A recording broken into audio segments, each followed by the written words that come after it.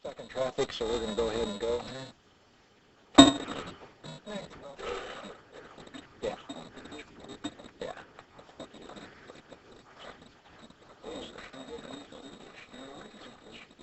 Okay, I didn't know that we were going to have her. Okay.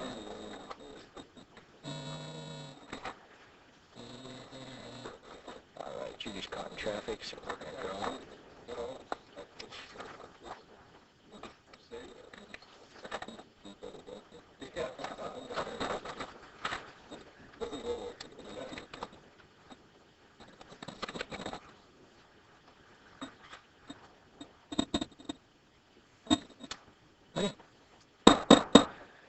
Okay, I'd like to call this meeting to order, ask us all to stand for a moment of reflection for the spiritual strength we need to get through the day. Thank you.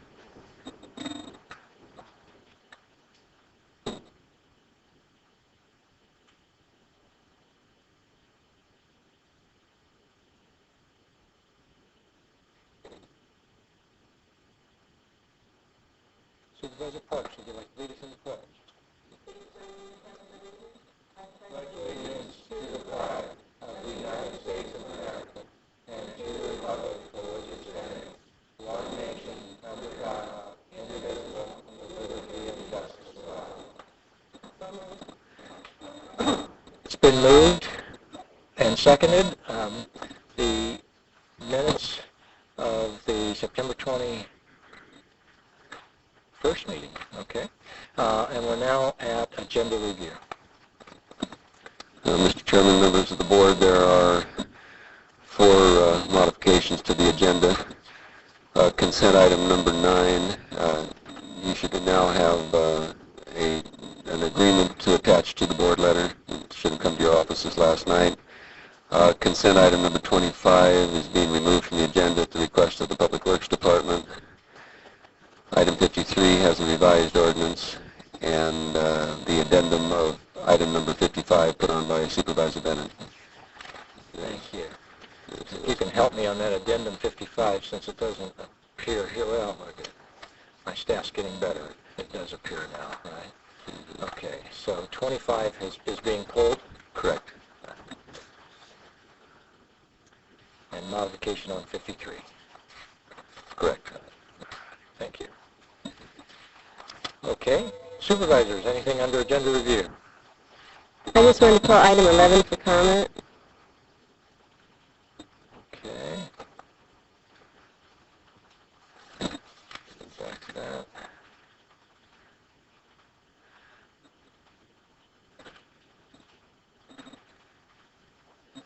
Okay. Anything else, supervisors? All right. We are now at the consent calendar minus items 11 with the modified item 9. We have no speaker cards on consent. We do have 2 public speaker cards. We have a motion on the consent calendar. Move consent as amended. Second. Moved and seconded. Is there any objections? Seeing none, the motion carries. We are done with the consent calendar. We now have time for 2 public speakers. Our first public speaker, Armando Vasquez. Is Mr. Vasquez here? Oh. There we go. Caught you by surprise, huh? Good morning. Good morning. My name is Armando Vasquez. I'm the co-owner of the Oxnard Youth Leadership Project that's housed at the Cafe Anne. Supervisors, first of all, I'd like to thank Supervisor Flynn for the exceedingly good work, the sincere and dedicated work that he and his staff has done for what is going on in the city of Oxnard with respect to the civil gang injunction. I'd like to give you very, very quickly a history, supervisors, because this thing is coming to your town. And I know that it's in the back of your mind. I know that it's a policing tool. We were at a conference, Dr. DeVries and I, last week, and just as a side note, the LA County DA, Steve Cooley, is opposed to gang injunctions. He feels that there are other methods, there are other ways, and beyond that, they haven't been proven to be very effective in Los Angeles County. Having said that, I'd like to take you through very, very quickly the history of the injunction. It didn't include the community. In April, the bombshell was dropped. The DA and the police chief of Oxnard announced that they were pursuing a civil gang injunction against a grouping of people. In June of this year, Judge Bish approved a preliminary injunction. In August, because the thing was getting out of hand and the community arose and started questioning some of the constitutional issues that I would really request that you folks look at: scope, breadth, who they're going after, the misinformation, the spin that was going on. They said, that is the DA and the police department said, that there were 1,000 known gang members. To date, only 71 have been served. It's an important number. On September 20th, last Monday, if I've got my dates correct, Judge Bush began to make very clear that he was going to have the community involved. He was going to order the community involved in mediation. The scope was still not clear. It's still not clear now. One of the things, of course, that the community wanted was an opt-out exit strategy. This country is founded on the basis that if you do something wrong for a finite time, you go to jail, you do your punishment, you do something, but it's never infinite. It's never indeterminate. This is what this injunction does. Indeterminately puts a class of people under and forever the gang injunction. We're fighting that. On September 27th, as you read the paper today, Gil Campos was appointed mediator. The judge now has basically said that he wants the community to be involved with the DA, the police department, and all the institutions with respect to developing prevention, intervention, and rehabilitative programs. Our program, the Cafe Arne, the Oxnard Leadership Project, proposed this to the police chief and to the DA. Give us the names of the 71 people. Bring them to the Cafe Arne so that we can start working on specific programming for them. Let's make productive citizens out of these people. Let's agree that they're not productive right now. Fine. Let's make them productive. Let's not throw them all in jail. Let's not harass them. So this is what we propose. Number one, work with us. We'll get them all into college. Number two, we'll get them all jobs. Number three, we will pay them some type of stipend. And number four, we will provide them a 15-week program of empowerment, becoming involved in the community, and understanding that as productive members of the community, they have a lot to give. Today at 12 o'clock, we will be meeting with the institutions that are involved, and hopefully you can assist us in having the Human Services people, Ted Myers there, he has been participating, the Probation Department, Cal Remington, he's been participating, and all the other people in the institutional framework so that they can assist us in providing some type of foundation for these people. These people will continue to grow from 71 to 150. We're never going to get to 1,000, folks. But 71 is a significant number. 71 right now is workable. Please help us. Please assist us. Please encourage the people, your staff that are working with you, to assist us in developing a preventative, rehabilitative program that will bring incredible results to this community. So I want to advise you that in this very weird situation, we can create a win-win situation. That is, bring in disenfranchised, fractured, troubled, broken people into the mainstream and make them productive citizens. Thank you for your comments, Mr. Vasquez. Thanks for your good work. I'd like to have Jane Sheehan.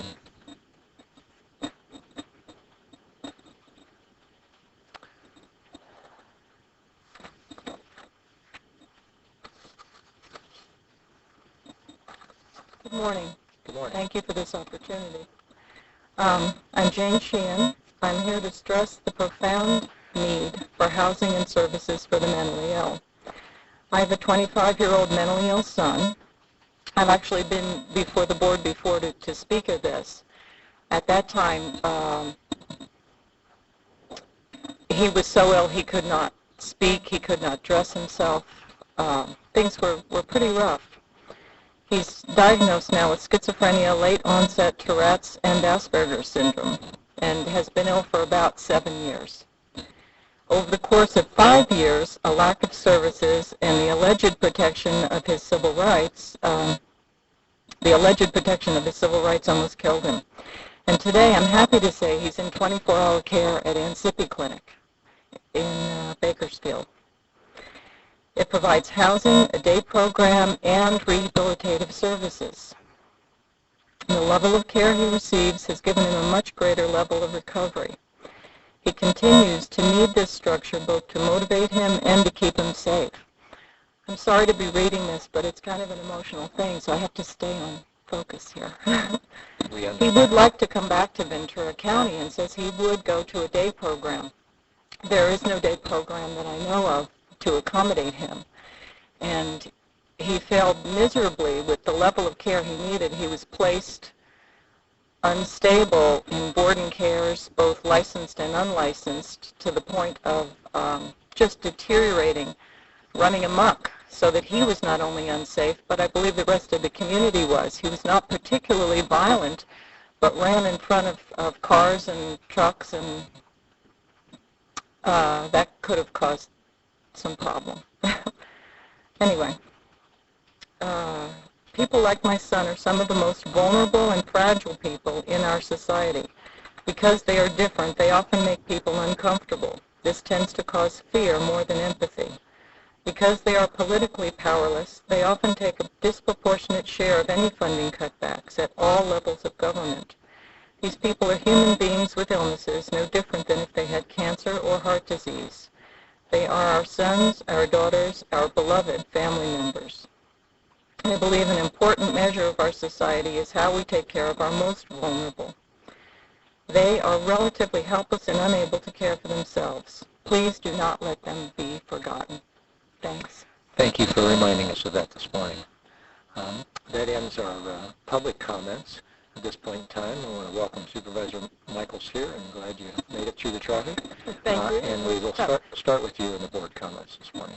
Thank you. I have no comments other than to apologize for the traffic and being late. Okay. Supervisor Long. Yes, good morning. I'd like to just touch on one item and submit for adjourn in memory for Gerald F. Jerry Clark of Santa Paula. And the other item I'd like to comment on is I believe everyone received an email from the Ventura County Ag Futures Alliance Farm Worker Housing Task Force. They have launched, in addition to successful summits, a House Farm Workers project.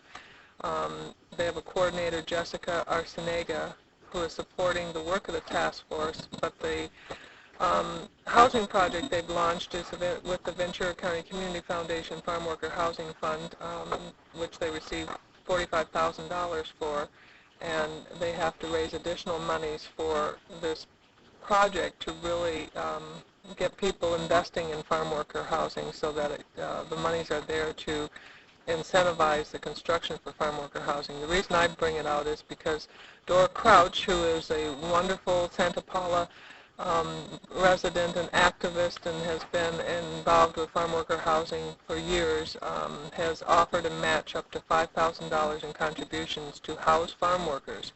And her match is a challenge to the community to assist with this goal in housing farm workers. And Dora was honored by the Latino Town Hall about a month ago for her outstanding advocacy for farm workers, and I just wanted to publicly thank her for being, well, much beyond just an activist. She really puts money where her heart and soul is and has really helped to launch this campaign to house farm workers. Thank you very much. Supervisor Flynn. Yes, submit the the names on this list, but add one name that and make some comments on Tom Laubacher died. I believe it was Sunday in the morning. He was a former supervisor of Ventura County, and a long tradition in Oxnard of assisting the community, of being a leader in all activities, including the church. And so I ask that we adjourn in his memory along with the others on this list. Supervisor Parks. And I have no comments other than asking that we adjourn in memory of the people on this list. Thank you very much, and I will ask that the board also adjourn in memory of the people on the list that I have. And with that, we are done with board comments and are ready to move to our regular agenda items before we get to our 9:30, so we can knock out airports again for our regular quick. Oh, I'm sorry. We need to hold that. Yes, let's go back to number 11. Thank you very much, Supervisor Parks. And you have the floor. I just ask that we pull this item off the consent calendar because what it is a recommendation to appoint directors in lieu of an election to many of the different districts, small districts throughout the county. And I just bring this up because I as a result of this last year of having appointing people in lieu of elections, I made sure that people knew about some spots that were open for elections so that they could run. I think oftentimes people don't even know that there are seats available on these small districts, and some aren't really that small. And I would like to just point out a couple of them that are now going to be appointed because nobody ran for office. They're uncontested seats, including the Cayugas Municipal Water District. And I find that to be remarkable because there are a lot of people who are interested in the affairs of Cayugas. Also Camarosa Water District. Now these people are just going to be seated on the boards and aren't challenged, but I think it just lets us know that if we do make an effort to get the word out there that we could have some new blood in these seats, and they may very well be great individuals that we are seating, but it's just because no one is challenging the incumbents or no one knew about the seats were open to begin with. So I just wanted to point that out. There are some interesting seats, big boards out there, and I know of people that would have been interested if they had known about it. So that's my comment, and I'm glad to see also, as I mentioned before, in Oak Park, we did make a big effort, and now we do have both the Municipal Advisory Council and the Triumphant Sanitation District are both have several candidates running for those seats. I welcome the fact that you pulled that from the agenda. I think it has been a focus of yours, and the results you had in Oak Park, getting more people to run is good for democracy. It stimulates me to think that more and more have this feeling that the less publicized a governing body is, the less accountability there is out there, and that we may want to have the board consider a policy where we actually do at the Board of Supervisors level. It would be a good government thing to try to have some clear mechanism to alert people that these elections are coming up for all of these special districts. I don't know what that might be, but if we did and it stimulated more citizen participation and awareness, that would be a good thing. So maybe we can pull that off before we get to the next general election. Unfortunately, putting time would have been do it for this general election. It'll probably be 4 more years before a lot of this hits, but 2 more years before some of it hits. But that'd be a good long-term goal for us to have. Just having the information available in our packet. If I knew about this a month ago, beforehand, I could have let people know about it. Like the Triumphant Sanitation District hasn't had an election in almost 30 years. Wow. Yeah. Mm-hmm. Yeah. Okay. All right. Do we have a motion on item 11? I go ahead and move approval. Moved and seconded. Any objections? Seeing none, motion carries. Now we are at the ubiquitous airport project. Good morning, Chairman Bennett, members of the board, Mr. Johnston. Before you is a lease of 20-year term with the Federal Aviation Administration for the continued occupancy and operation of the control tower facility at Oxnard Airport. That facility has been operating through the FAA since 1961.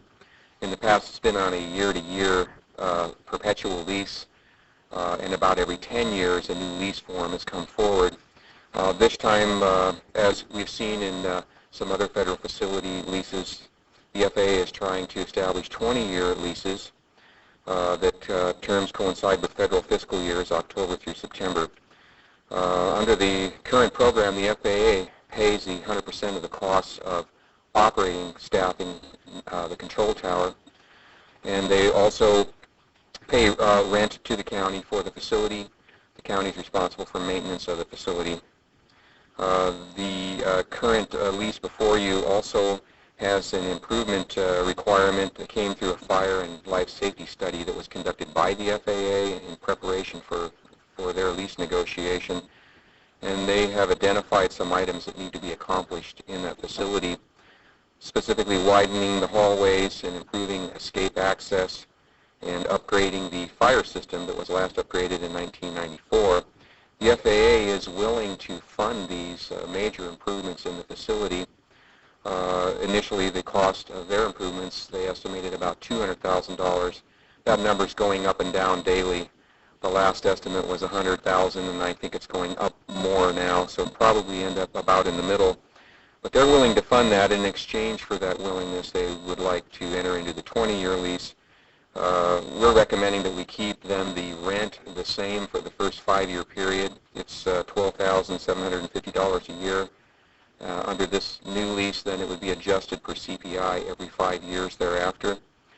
I think you should also know, again, that we pay the cost of utilities for that facility. They're rolled into the utilities for the terminal building. They're not segregated by meters. So we pay our monthly bill for water, sewer, lights all together. So we would essentially be covering that cost under this lease. And also we would agree to do some minor improvements, some carpet replacement and some painting, which we've already accomplished on the painting in exchange for that. The lease rate ends up to be about 63 cents per square foot per month. They rent 4 out of the 5 floors. The seismic upgrades are not required for this facility, and neither is an elevator for ADA because it's an air traffic control tower. It's exempt. And any of the major work that would be done, of course, would be under permit through the county. So that's the staff report. If you have any questions. Do you have any questions? Approval. Second. With a comment that the personnel that operate it are really good people, help with the compatibility issue, I think, to a great extent with the community and the airport. So I wish you would pass those words on to them. We'll do so. Thank you. Any objections? Seeing none, motion carries. Item 42, ratification approval of submission of grant by Human Services Agency. Good morning, Honorable Supervisors, Mr. Johnston. My name is Amy Fonzo, and I'm the Director of the Local Workforce Investment Board. On behalf of the WIB and HSA, we are requesting approval to apply for a grant this morning under the State Workforce Board's Incentive Award Program. This is an annual opportunity for local workforce areas to apply for discretionary dollars when the local areas meet or exceed the 15 mandated performance standards. The WIB would like to explore a joint venture with Santa Barbara for several reasons. The first of which is to assess some advantages of regional collaboration efforts. The second is to increase additional funding opportunities. And the third is to prepare for potential outcomes that may become real under the Governor's recently unveiled California Performance Review Report, or CPR report. The grant is to coordinate efforts with Santa Barbara to identify the skills that local workforce areas seem to be lacking. And this was in the hopes that we would close the gaps between the unfilled jobs and the unfilled workers. This research will assist both WIBs in their strategic planning. We apologize for being tardy with this request. However, the state only gave us a couple of weeks to submit the application. If awarded, this grant will come back to you with the details of the project, implementation, and the actual amount of the award. We are requesting $70,000, which is the maximum allowed to request under this program. Thank you. Thank you. Do we have any questions for staff? Move approval. Moved and seconded. Any objections? Seeing none, motion carries. Thank you. Thank you very much. We're at item 43, ratification approval of grant for the David and Lucille Packard Foundation. Good morning, Chair Bennett, members of the board, Mr. Johnstone. I'd like to introduce myself. My name is Melissa Livingston. I'm the newly appointed Deputy Director for the Human Service Agency's Administrative Services Department. I'm here this morning on behalf of Ted Myers. Before you this morning is a recommendation for your board to ratify and approve the acceptance of a grant award in the amount of $40,000 from the David and Lucille Packard Foundation to continue support of integration of child care and economic development for fiscal year 2004. In addition, we're asking for the Auditor Controller's authorization to process the accounting transactions to increase revenue and appropriations in the amount of $40,000. There's no net county costs associated with this transaction, and we plan on using existing work family staff from the Human Service Agency to help administer this grant. The grant funds will cover non-personal costs, including consulting, technical assistance, web development, travel and conference, marketing, printing, and event costs related to continuing efforts by the local investment child care network. The focus of this grant will be to continue planning around strategies to create local revolving fund for child care expansion and quality improvements. We have this morning Patty McWaters, who is our link coordinator from the Human Service Agency, in the event that you have any specific questions regarding the grant and administration of the grant. Thank you very much. Do we have any questions? Second. Moved and seconded. Any objections? Seeing none, motion carries. Thank you very much. Appreciate it. Item 44, ratification and approval of submission of grant to the City of San Buenaventura for family child care. It is recommended that your board ratify and approve the submission of the application from the Human Service Agency's Office of Work Family to the City of San Buenaventura for the amount of $6,500 for fiscal year 2004-05 and $6,500 for fiscal year 2005-06 to provide family child care quality improvement for licensed child care providers in the Ventura County community. If awarded the funding, the Human Service Agency will return back to your board for approval to accept the grant and to execute the associated grant contract. The focus of this new project will be referred to as the Family Child Care Quality Improvement Program, and its intention is to work with 20 families, licensed child care providers rather, in the Ventura area to assess and rate their program and create an action plan for quality improvement activities. Once the assessment is completed, a corrective action plan will be developed for each of the providers, and technical assistance will be provided in order to assist them in implementing their plans for providing quality child care. This project builds upon previous initiatives that have focused upon increasing capacity and accessibility in our community, and shifts now to increasing the quality of family child care in our community. Grant funds will be used to engage a consultant, to provide assessments of selected child care providers, provide written findings, and provide technical assistance and action plans as needed. This application was due on August 18th, and given the limited opportunity to apply for this grant, we proceeded with filing and meeting the deadline for the application. Should we be successful in being awarded this grant, we will return to your board at that time for appropriate approval. Are there any questions? Do we have any questions, staff? Move the recommended action. Second, but I have a comment.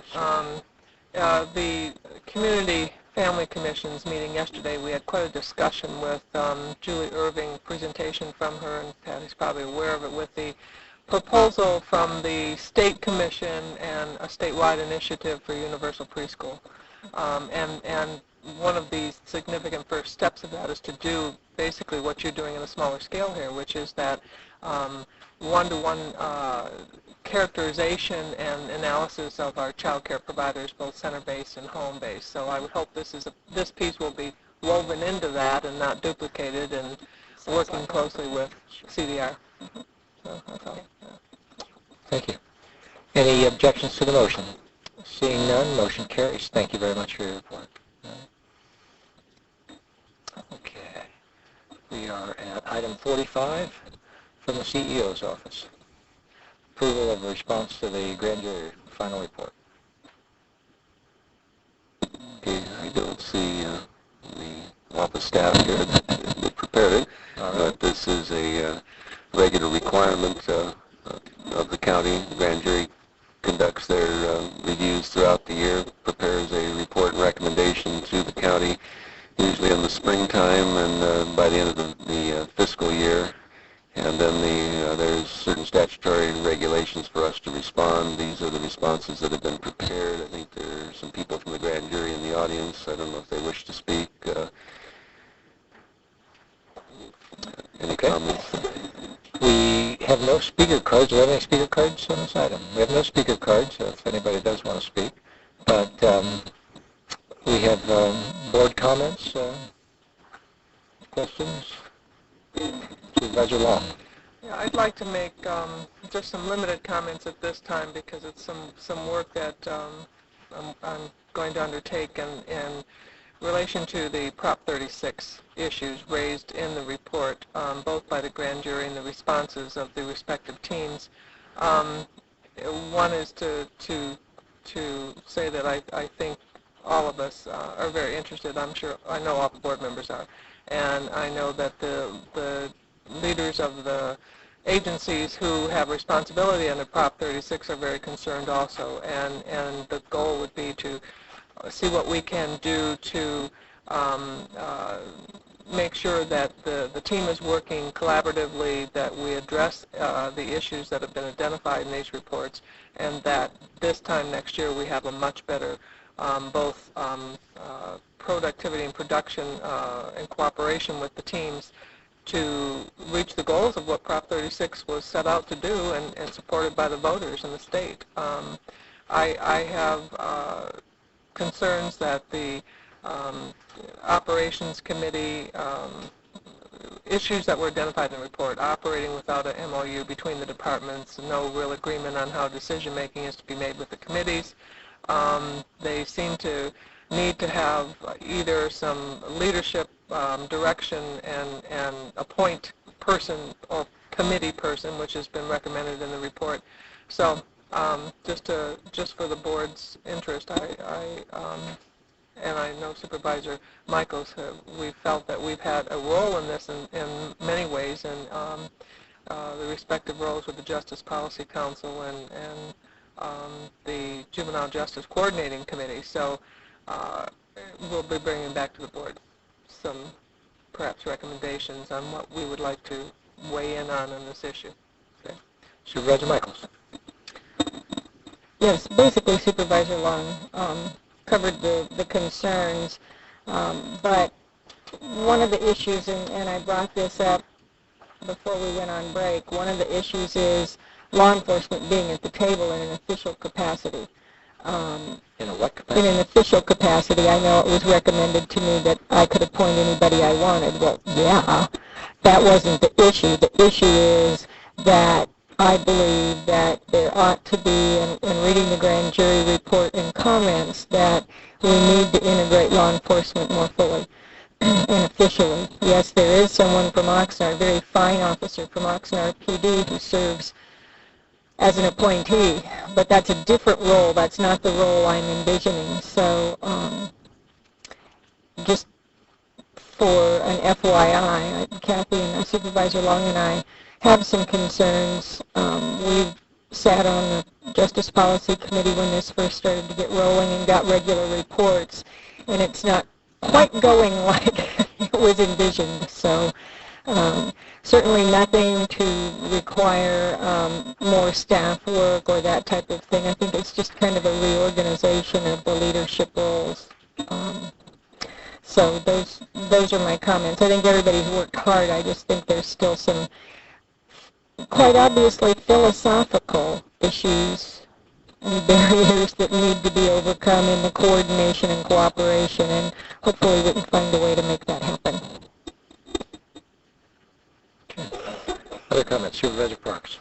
Yeah, I also had a problem with actually how we are responding to the grand jury report, and I would ask that we hold off on this particular item on this agenda so that we can look at it further. I would consider one of the recommendations, which is to have the Behavioral Health Department not be the lead department on this, and maybe do as suggested with have the CEO, the County Executive Officer.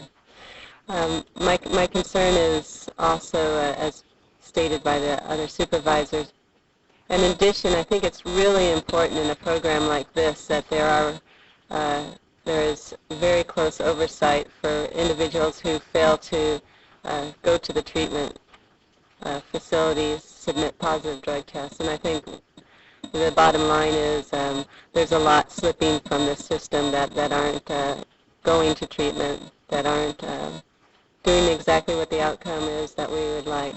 And I think it's primarily that there just isn't repercussions. There isn't significant repercussions. And right now I don't think it's working. I would like to be able to get a report on what other counties are doing and what their success rates are, because I don't think our county is living up to the intention of the law. And if no county is, then there's a problem with the law perhaps. But if there are some counties that have this going and they're having some success, I think we need to look at that, because I don't think our county is being successful at this program. So I would ask that when we do approve this agenda item that we pull this particular one off and get a report back on what other counties are doing, and that might help us in our response back. Supervisor Michaels. Just a comment, and I basically agree. I'm not happy with the report. My question would be, what our obligation is to get something back. We can always send amended comments later to Judge Clark, I believe, but because this is a legal process, we need to know where we are time-wise and et cetera. Mr. Chairman, Yeah. the statute provides that responses be provided within 60 days or 90 days, depending upon who the responder is. Historically, the Board of Supervisors has responded within 90 days. The grand jury has, we believe, historically thought that the Board of Supervisors should respond within 60 days. In any event, my understanding is you are now at the outside limit of the 90-day period. And so the purpose of the response, of course, is not to indicate what the final forever decision of the Board of Supervisors is, but rather what the status is at the moment that the response is made. So you could, of course, adopt a response, whether it be as stated or as amended today, with the commitment to continue to examine the situation and study how the matter should be properly addressed for the future. Supervisor Parks. Yeah, Supervisor Parks, would that be acceptable to you? That is acceptable. I was under the impression that there is no fine associated, there's nothing illegal about being late, that, I think that having a better answer, a more complete answer, I think would be better than having to go and amend what we're doing now. Mr. Chairman, it is correct that the remedy of the grand jury for a failure to respond would be to go to court and get a court order requiring a response. There is no fine or similar penalty associated with it. Mr. Johnson. May I make a suggestion? If Supervisor Parks and I have discussed this on a number of occasions, even before the grand jury report came in, as to the concern about how we report back and how we compare to other jurisdictions. There are 58 counties in California, so we should be able to come up with a comparative data report as to results. Now, people could dispute, the interpretation, as I think they have up to this point.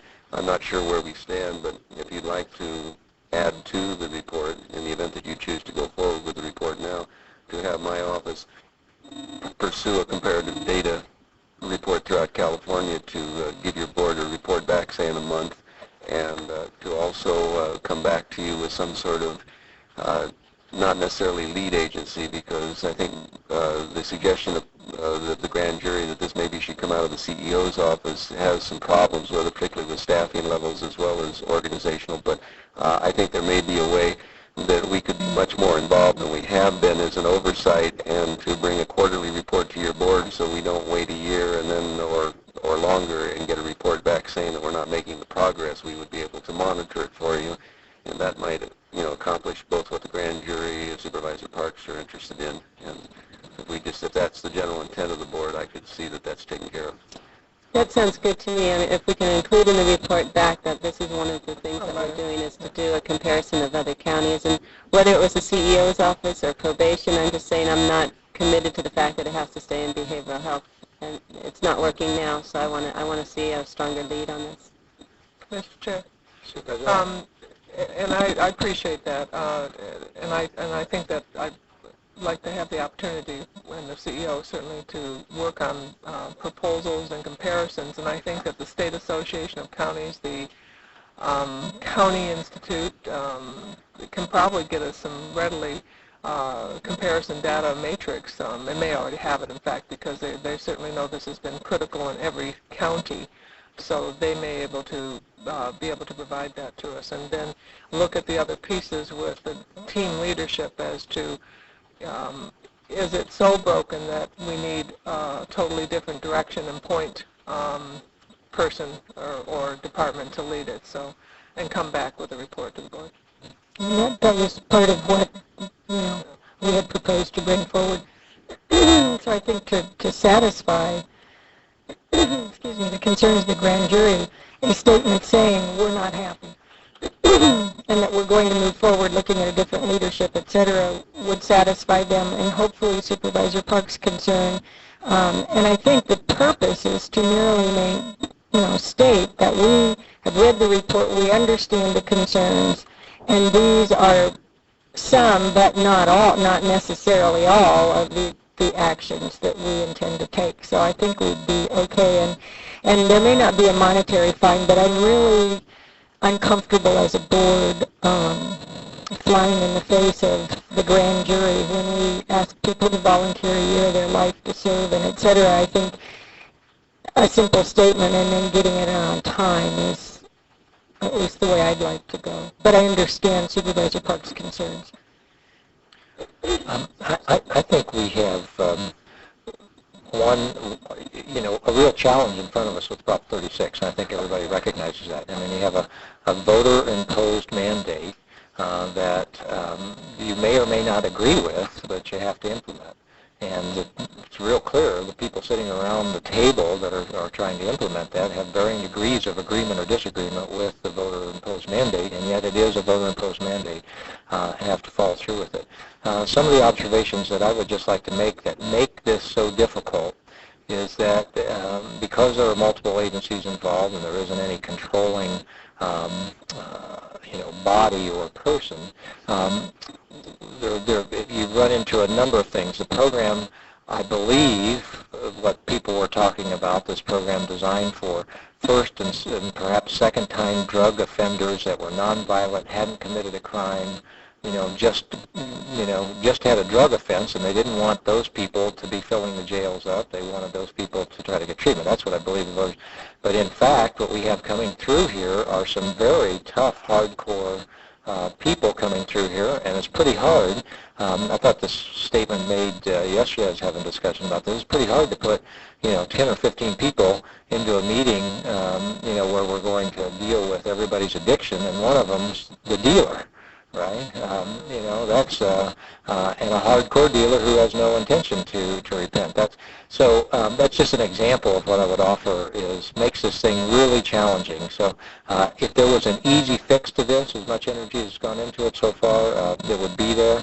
I think it is very accurate for us to say, and for everybody to call out, that it is the system we are not being successful enough at this point in time. We do need to do better, but we really have to have our eyes open. The way the state mandate is written and all the multi-jurisdictions that are involved, this is, no matter who we put in charge of this, they're going to have their hands full.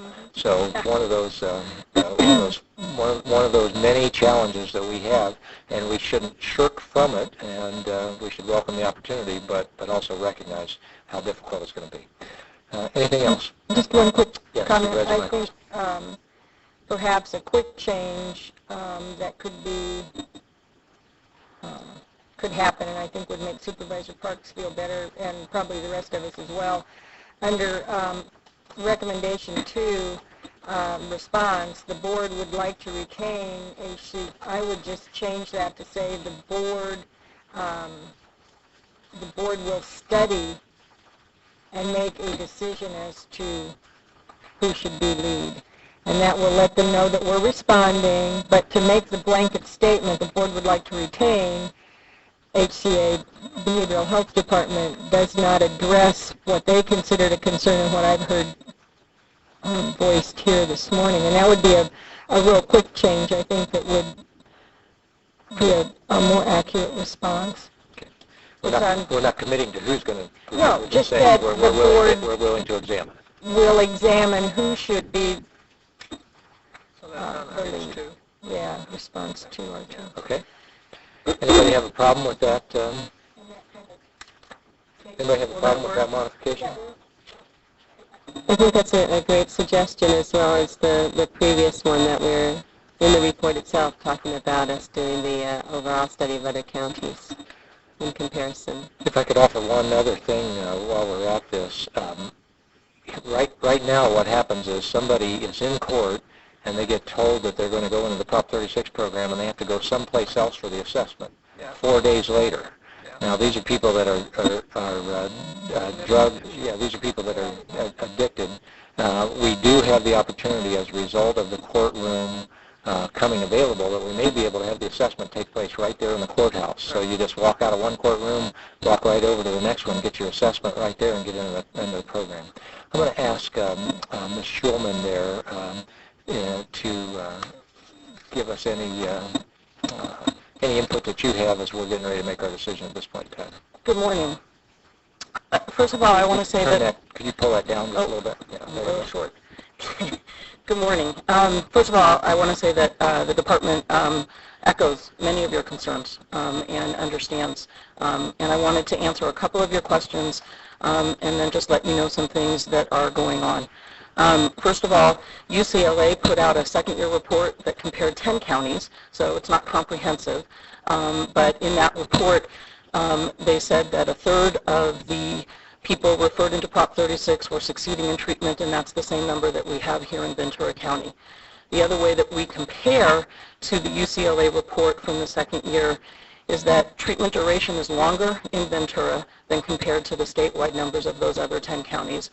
And the other area that seems to be the most significant difference is that in Ventura County, we are receiving 60% of the referrals to be misdemeanors and 40% to be felons, whereas in the other counties, it's the exact opposite. 60% are felons and 40% are misdemeanors.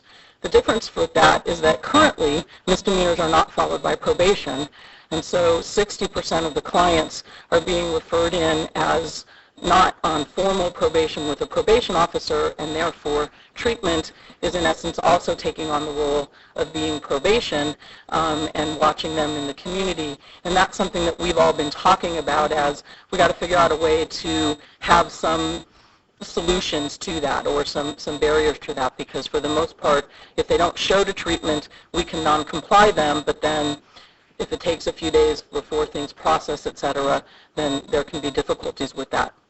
I have, in conversations with many of the lead agencies, had an agreement, and we're trying to schedule the meeting as we speak, that the district attorney, the sheriff, the public defender, the judge in charge of the program, myself, and the lead deputy,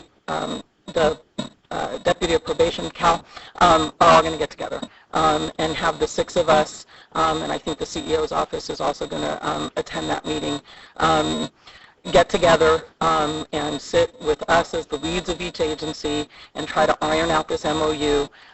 We've been dialoguing back and forth. I think we've come to substantial agreements about changes that need to occur in the MOU. It doesn't preclude continuing your desire to look at who should be the lead agency. We're not trying to supersede anything, but we were very concerned as well. Have gotten a commitment. We're emailing each other right now about the time and date of that meeting. We hope to have it occur within the first week of October so that we all, as the 6 heads of this different agencies that have to get along with this program, can sit in a room together and try to come up with conclusions. And the one other thing that I will say, and then I'm here to answer any questions, is that similar to what Supervisor Bennett has said, when we first sat down and tried to put together protocols for Prop 36 clients, we were thinking about the first-time drug offender, can I get my life turned around? Can I turn a different path and not go down this other way? And the protocols were, for the most part, designed thinking that everybody wanted to get involved in treatment and everybody wanted to take advantage of this opportunity. And what we found out through the course of the kind of client and the kind of person that have come through the program, we have about 2,500 clients referred into the program annually. Only 800 of them are in treatment. The other 1,700 we have non-complied and sent back to the courts and said they're not participating in the program, they're having dirty drug tests, whatever the reasons for the non-compliance are.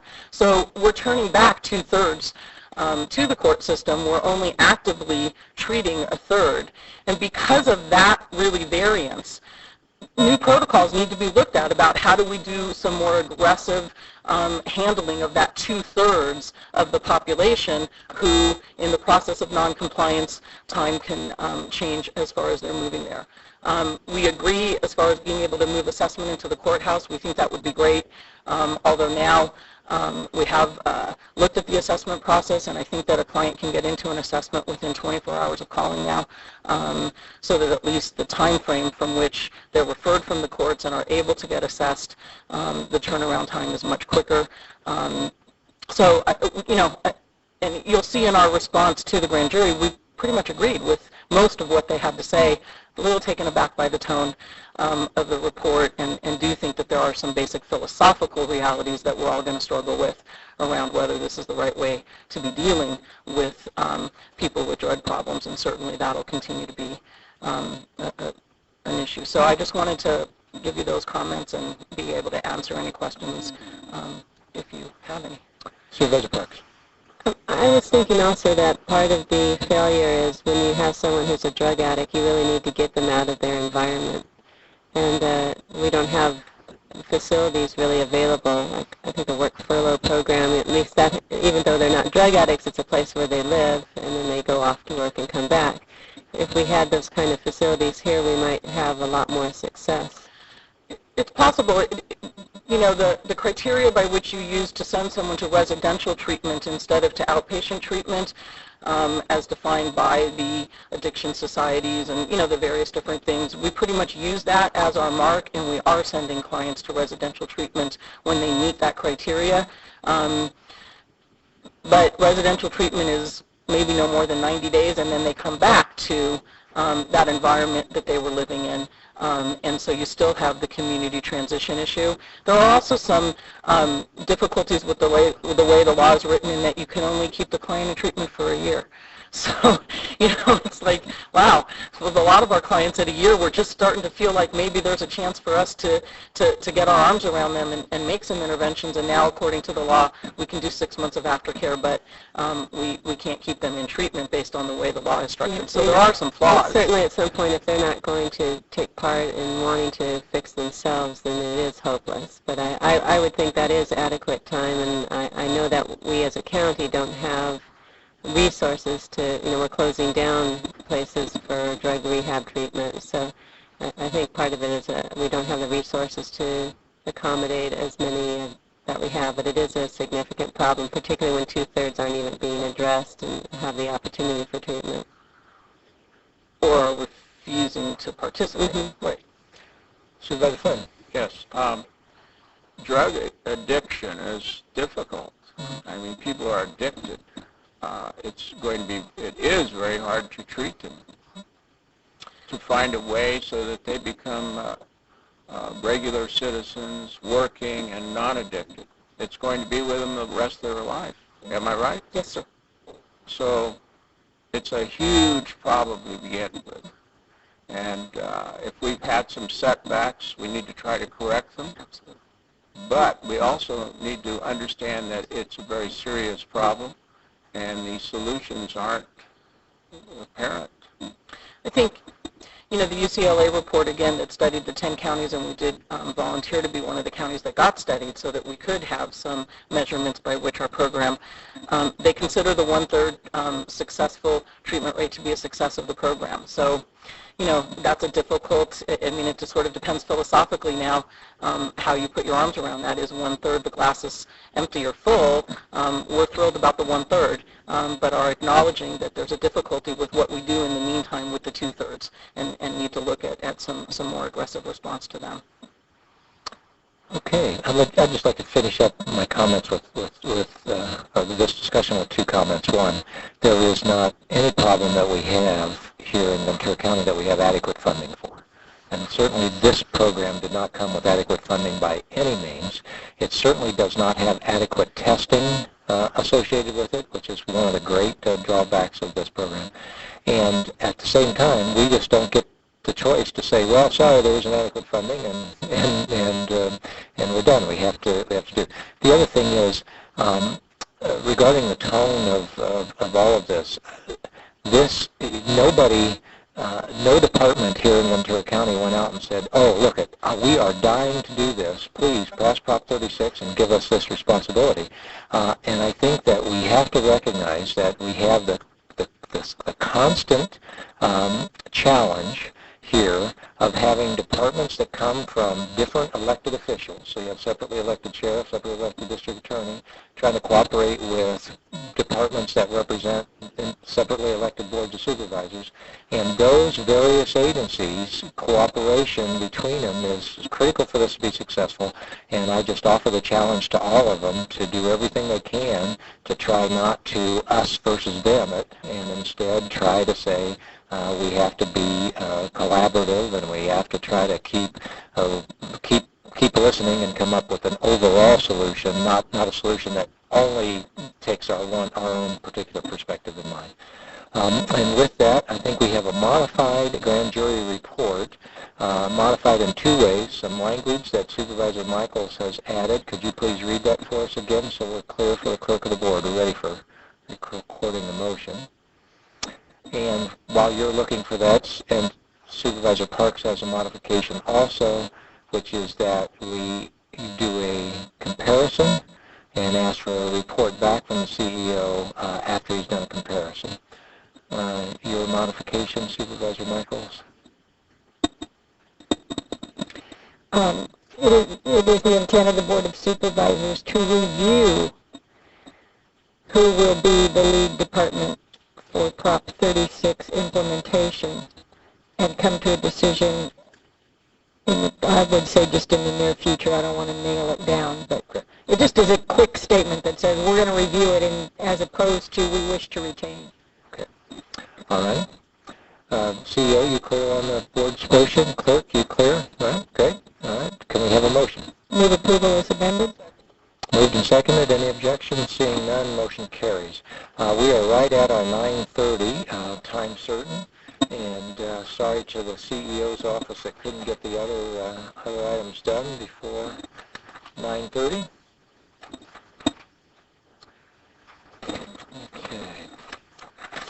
Our first 9:30 item is presentation and a resolution recognizing California-Mexico Binational Health Week, and I hope that we have the Mexican consulate here, Fernando Gambio. Yes, if you could come forward again, please.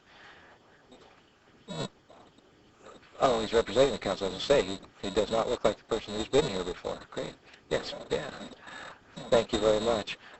This is a resolution recognizing California-Mexico Binational Health Week, October 10th through the 17th. And this is a collaborative program of the California Policy Research Center of the University of California, Office of the President, involving California and Mexican agencies whose objective is to coordinate efforts to improve the quality of life of working immigrant families by promoting health and facilitating access to basic health services. CMHI is coordinating the 4th annual California-Mexico Binational Health Week, which has grown to include 21 counties throughout California and 14 states throughout the nation.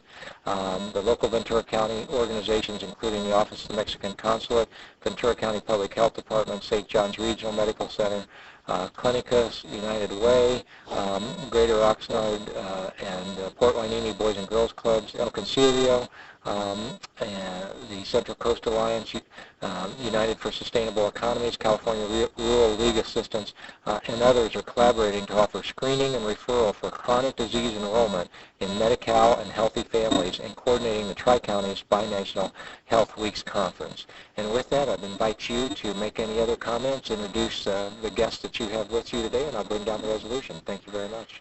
Good morning. Thank you so much, Mr. Bennett, Mr. Flynn, honorable members of the Board of Supervisors on Ventura. Unfortunately, Consul General Fernando Gamboa has a commitment today at the same hour in Los Angeles with the people in charge for the Department of Youth of the State. Then, on behalf of the Government of Mexico, it's for me an honor to receive this proclamation regarding the National Week of Health between the Government of the United States and the Government of Mexico. This the National Week of Health is a commitment and is a effort from cooperation from both governments in order to provide medical service for a week for all population at large. We have with us many representatives of different clinics, hospitals, institutions, private and public, that has a challenger and has a commitment to provide service starting October 10 to 17. Then thank you so much for this proclamation. And I would like to ask him if it is possible to provide the word to Elvia Guizar, that is a very enthusiastic worker. Please. Good morning to all the Board of Supervisors, Linda Parks, District 2, John Flynn, District 5, John F. Johnson, our County Executive Officer, Steve Bennett, District 1, Kathy Long, District 3, Judy Michaels, District 4, as well as Roberta Rodriguez, Clerk of the Board, and Christina Valenzuela. It is a pleasure to be here. I also want to let you know that the celebration consists in the delivery of services and information about the health that affects the Latinos, Mexicans, low-income communities, on a tri-county level. I would like to cordially invite you all to participate in our first Binational Health Week Conference that will be held October 11th at the Courtyard at Marriott. Health promotion, a change in our community. Promoción de salud, un cambio en nuestra comunidad. As well as the press conference that will be held at the Mexican Consulate on October 6th. We also have the opening ceremonies for the California-Mexico Health Initiative held on October 13 in LA, where all 26 counties will be participating and the proclamations will be announced. As well as at the same time in Mexico, there's also the opening ceremony in Guanajuato, Mexico. And on October 18, we actually have the closing ceremony at Washington, D.C. with at the Mexican Embassy. We're a joint bilateral effort of the Mexican Ministry of Health, Secretaría de Salud, as well as the California-Mexico Health Initiative, as you mentioned, where we get our leadership and guidance and technical support for the tri-counties. The Department of Health and Human Services at a federal level in the United States, and each of the Department of Health Services of all the 17 states of the United States will be there as well participating, and all others that have endorsed this effort. On behalf of the tri-counties coordinators and the local task force that Steve Bennett had mentioned, several people and agencies and organizations and volunteers, I thank you for presenting this proclamation today. Thank you.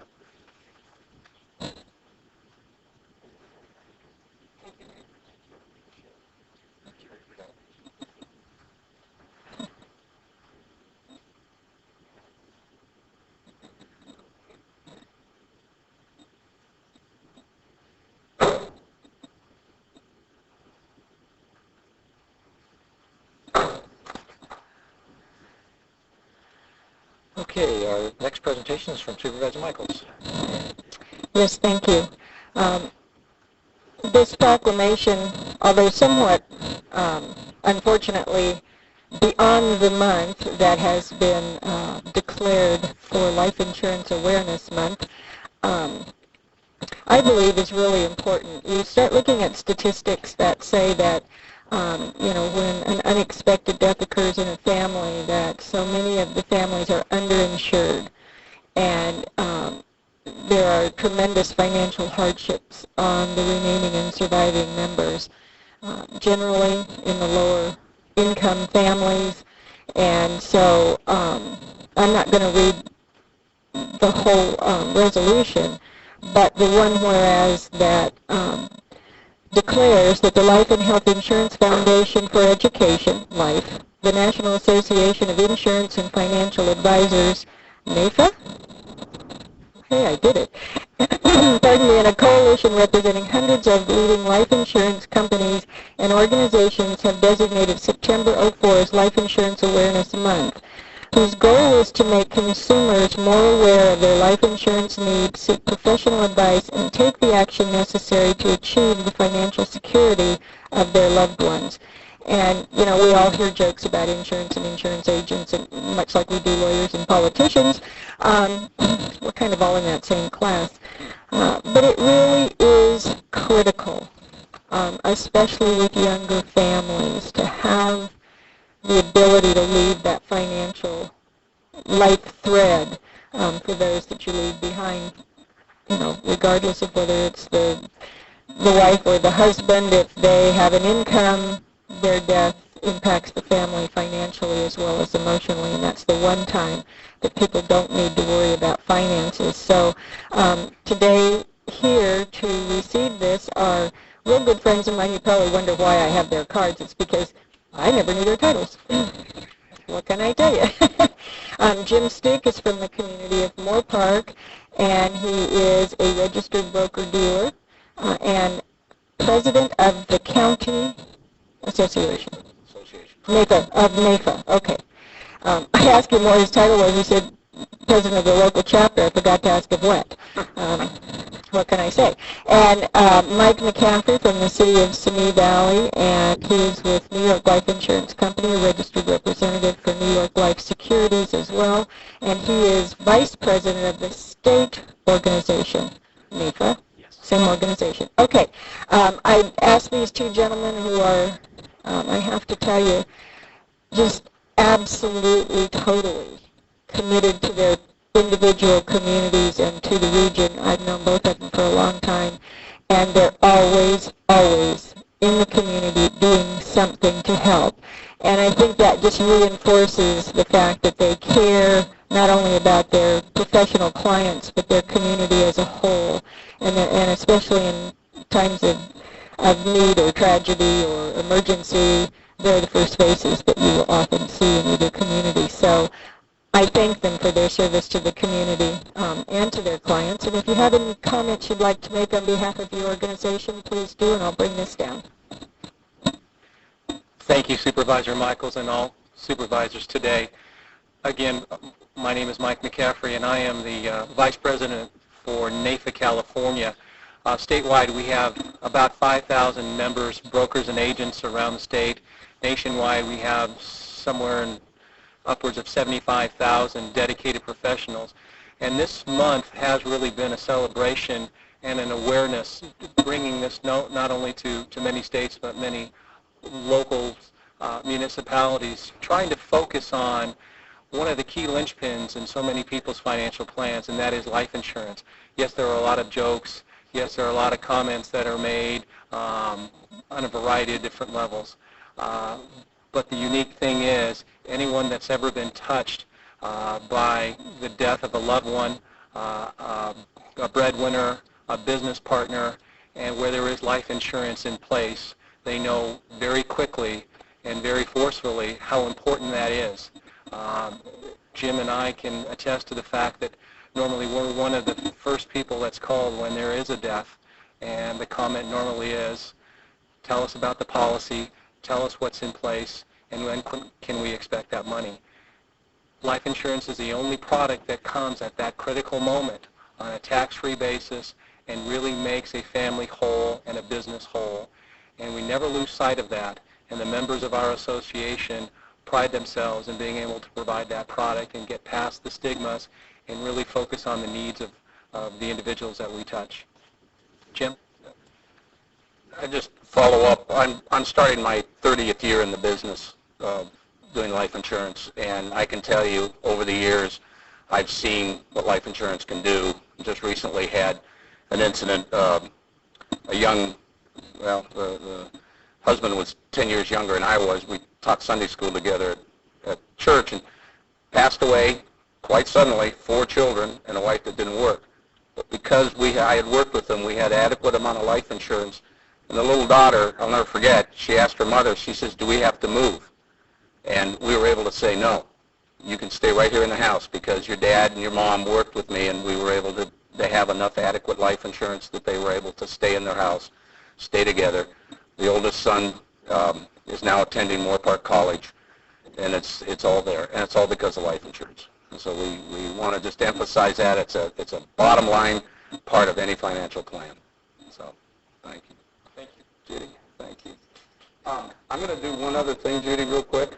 I know you said that but Saturday is Country Days in Moorpark, and I brought pins.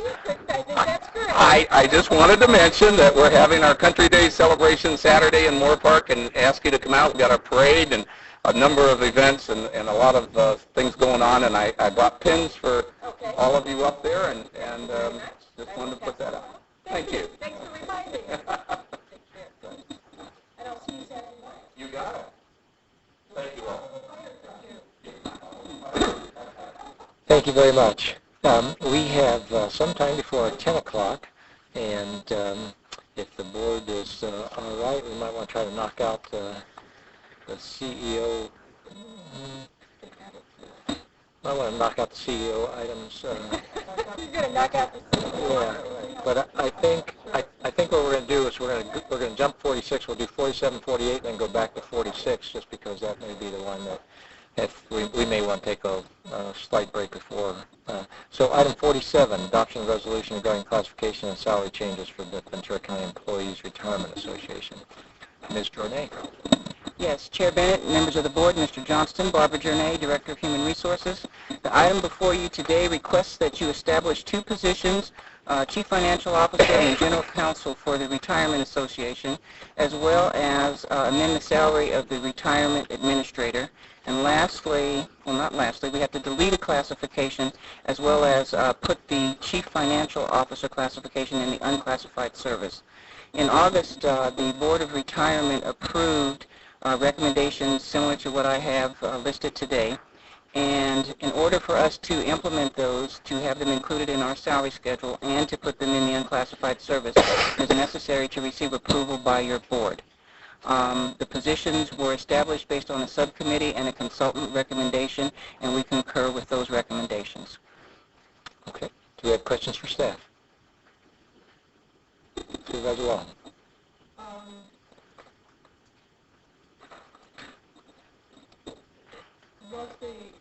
Was there a comparison done as far as outside of the county, similar retirement board classifications and categories and pay scales, salary scales, and also versus the inside, or was it done just with inside?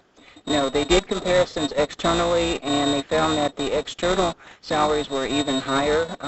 You will note in one of the paragraphs, the salary level that they're recommending is like 13.2%. However, they were 39% below the mean for the outside retirement agencies.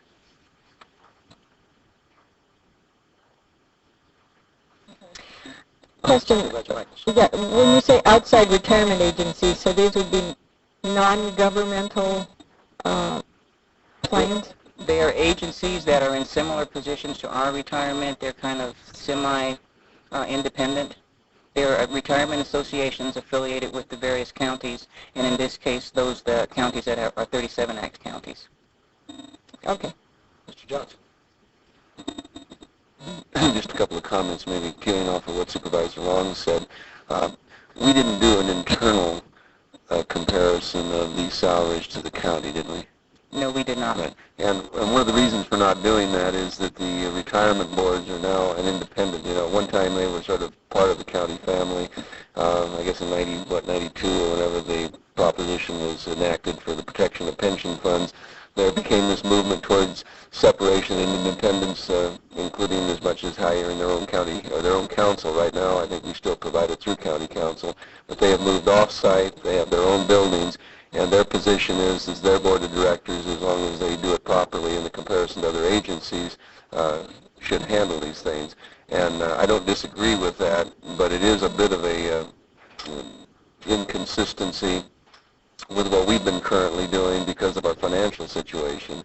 And we are financed differently from the retirement board, even though we pay for the retirement system, that, you know, we withheld even cost of living for our managers this year at this stage because of what was going on at the state. You know, we're hopeful that by springtime things will be better for the rest of the county, but this doesn't really bear any relationship to the county family, although it seems to be somewhat cautious. It didn't go out and say we want to match whatever's going on in the outer world. So based on the review of HR, the previous conversations with the retirement fund, it seems like it's an appropriate thing to allow them to make their own decisions, but it does obviously create that issue of if we're going to be giving sizable increases in one area, why aren't we in the others? And unions look at that and the rest of it. There are answers, but they may not be answers that everybody's happy with. Ability to pay is part of it. Any other comments? Supervisor Michaels. Yeah, just quickly, you know, the proposition to protect pension funds was basically a good one, but it has created a certain tension in that it removed any responsibility of the retirement board, not any, but one of the overarching responsibilities before in the 37 Act was to consider the employer, the plan sponsor. That language was changed in the proposition to say that the employees and the retirees must come first. And that has started to create a tremendous amount of tension. And then with this kind of quasi-separation.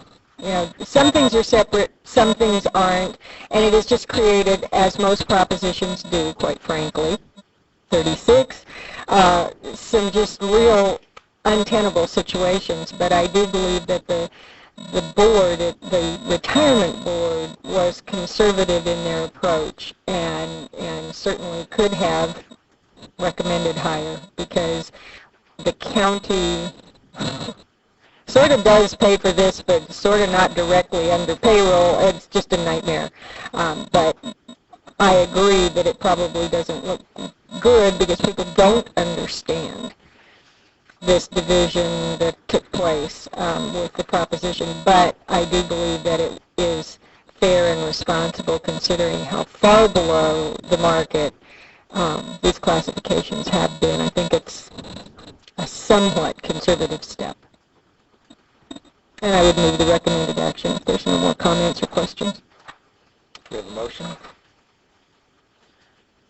Waiting for a second. Moved and seconded. Is there any objection? Seeing none, motion carries. The title of the ordinance. An amendment to the Ventura County Ordinance Code, Division 1, Chapter 3, Article 4, Civil Service System. Okay. We have item 48, authorization to submit a grant application. Good morning, Chair Bennett, members of the board, Christina Adden, County Executive Office. We are here requesting your permission to apply for an $800,000 grant from the California Cultural and Historic Endowment. It's a new state agency that has been created to administer some of the Proposition 40 funds.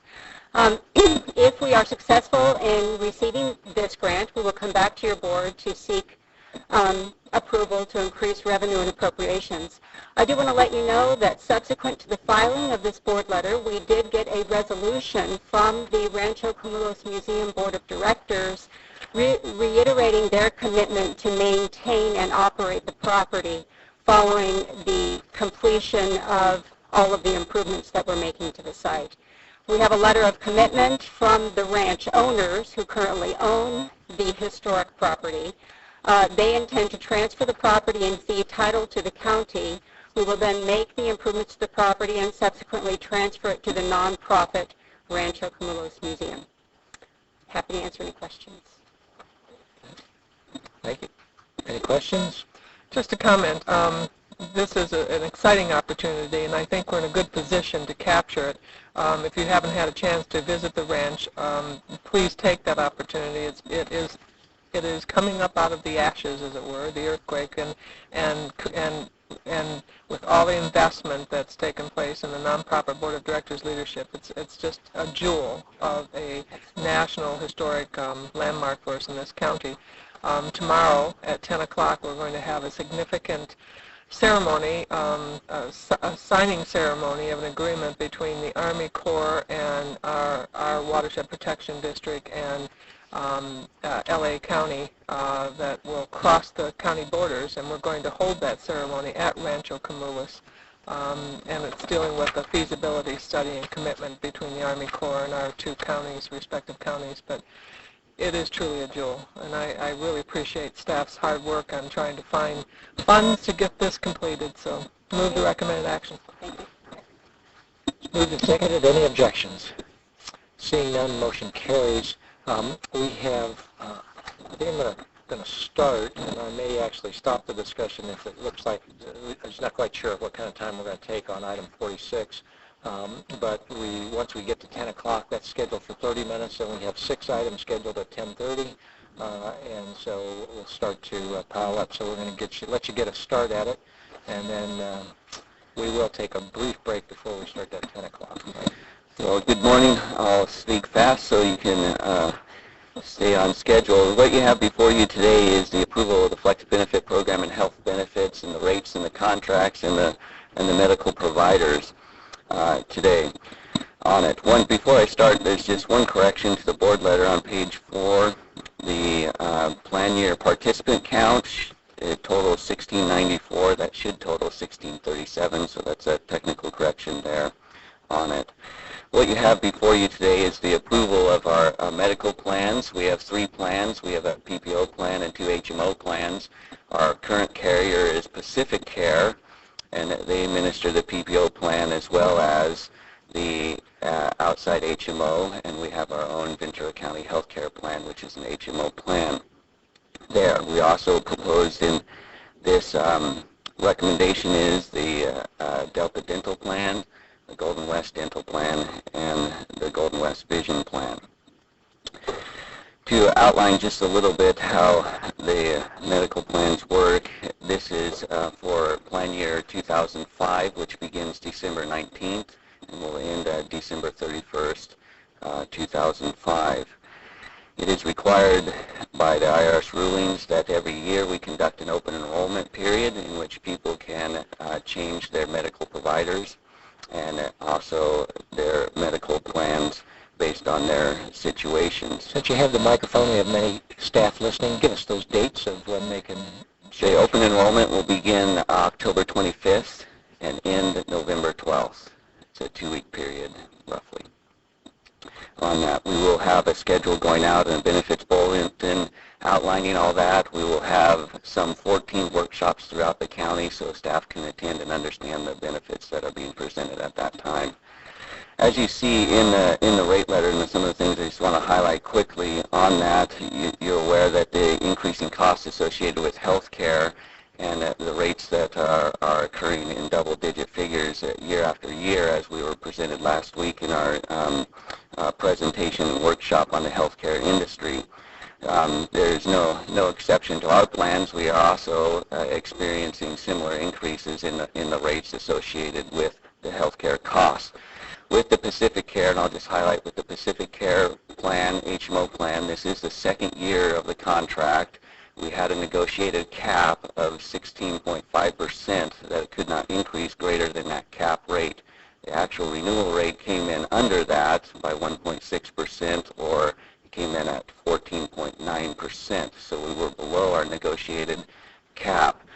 the third year out on the contract, there is no longer a cap associated with the increase in the rates, and that was part of our study session last week, is saying that we will be reviewing the rate plan designs and the market in order to assure the best value for the county. The Ventura County Health Care Plan also experienced an increased cost of roughly around 12% increase in their premium.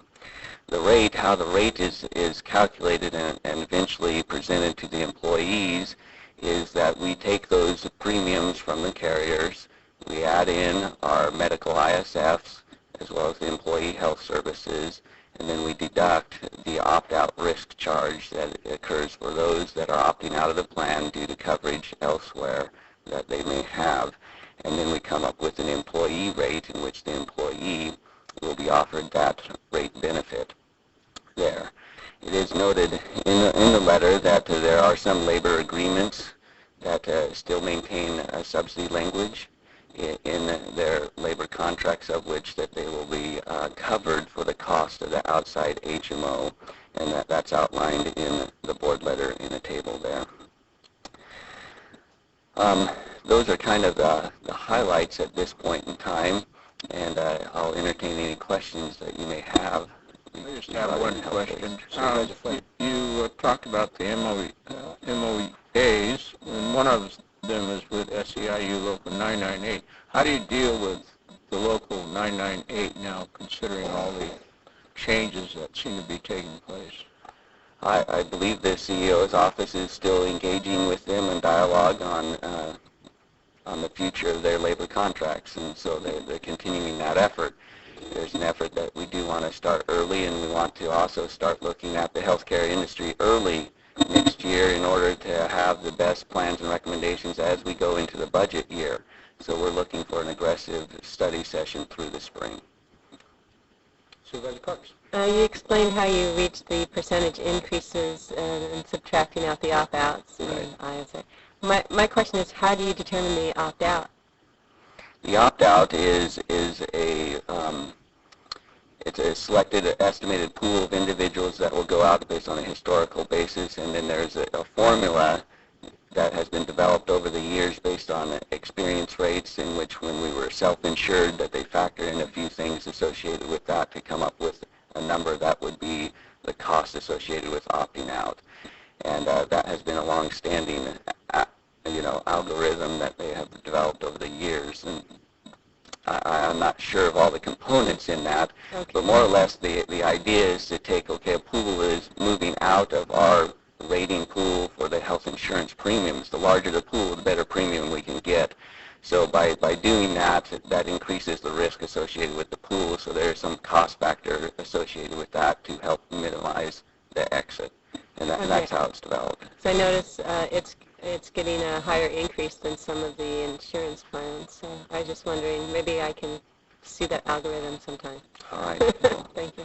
We'll do that. Other questions? Supervisor Marks. Not a question, a comment. Thank you very much for the briefing yesterday. Since I was unable to be here for that one, they came to the office, and it was sad.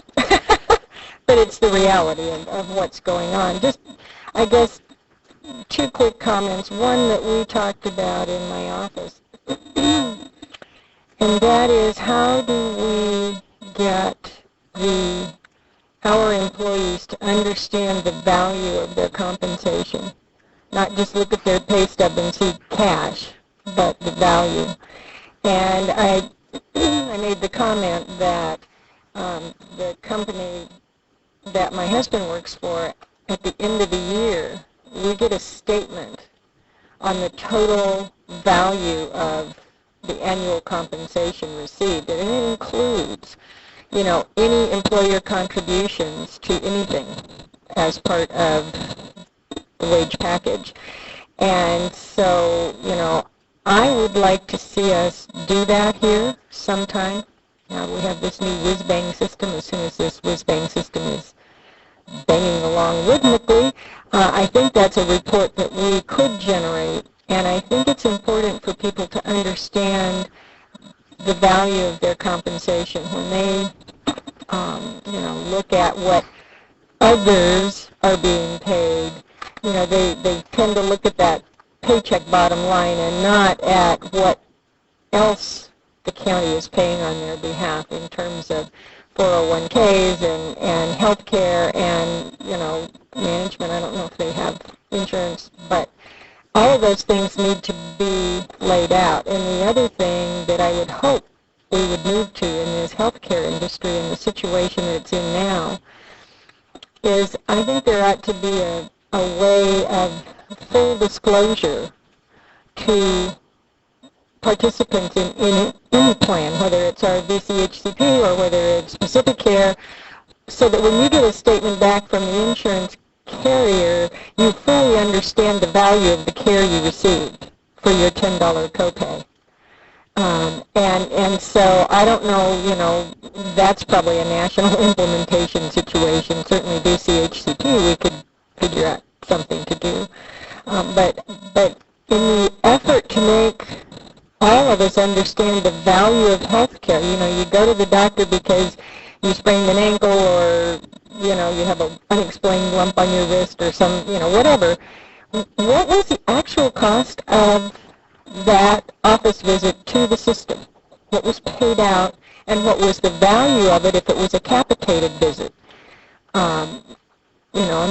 Yeah, we've negotiated a good rate, but what would be the value if that rate weren't there and you weren't a member of the plan? So, I don't know, if any of that can be done, but I certainly would challenge our system to try to start generating that kind of information in an effort to let people understand just exactly how valuable these healthcare plans are. Try to make a decision. If we don't have other comments, we can go ahead and go on this. Everybody else all right on this? I would end our discussion with this comment, and that is, healthcare is broken in this country, and we're all going to have to participate in the fix of it. And I don't have the solution sitting here right now, but a country cannot sustain 15% annual increases in healthcare costs. And that's what we're averaging. It's not sustainable like the number of other things that we're associated with. So with that, we have a motion for approval. Move and second. And I just want to comment, while the opt-outs do get dinged, they have to pay more to not be in the program. They're also getting dinged if they have their spouse's insurance going up. So it just seems that it should at least be an average of what the increase is for the county health programs that are being offered, an average of it instead of at a higher end of it. That's my only comment that I will move. Well, just for staff's, enlightenment, I disagree, so we have a balance. Bring it back next year. Okay. Any objections to the motion? Seeing none, motion carries. We did get that done. We're going to take a quick 4-minute break for our... I'm going to hold us to it at 10 after I'm gaveling, unless I'm not here.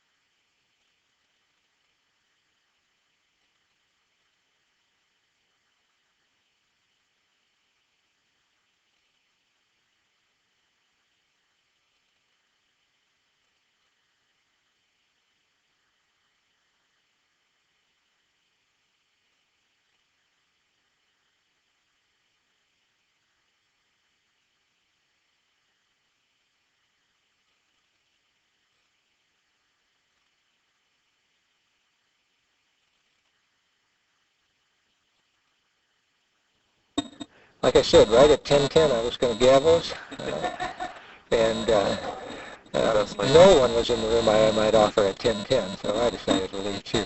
But go ahead. You're on, Mr.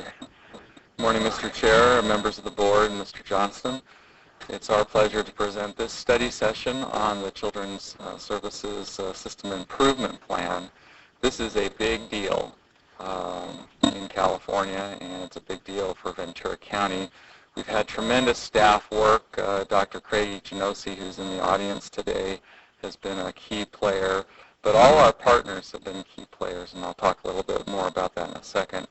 One of the unusual things about this state-imposed system improvement plan is that rather than feeling victimized as a county by it, we embrace it. And in fact, we as an association in the County Welfare Directors Association and the Child Welfare Directors all helped participate, create this system of accountability that incorporates the federal performance outcome measures into AB 636, which passed in 2001. The other unusual thing, or I guess a very pleasing thing about this to me, is the collaboration and really the high synergy we've had with our partners, both internal to the county, mental health, alcohol and other drug, public health, but also the stakeholders and other partners that we have in the nonprofit world.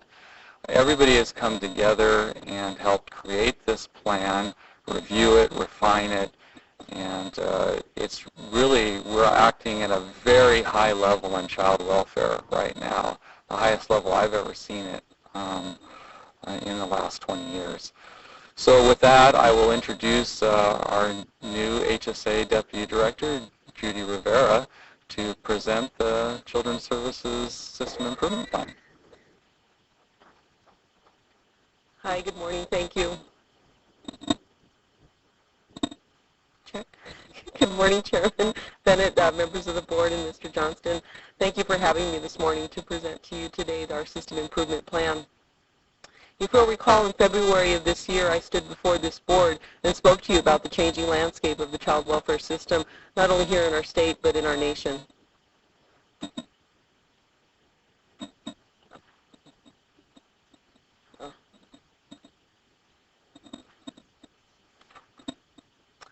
The reason for these changes is primarily due to two critical pieces of legislation that we are faced with. The first is federal legislation, the Adoption and Safe Families Act of 1997. This act calls for each state to develop performance improvement plans as a result of data collected by the Children and Family Services Review. California's response to this federal legislation is Assembly Bill 636, also known as the Child Welfare Outcomes and Accountability Act of 2001. This act calls for each county within our state to develop system improvement plans based on data gathered from California's version of the Child, Family, and Services Review. Both of these pieces of legislation shifts the focus from process to outcomes and specifies the need for greater accountability.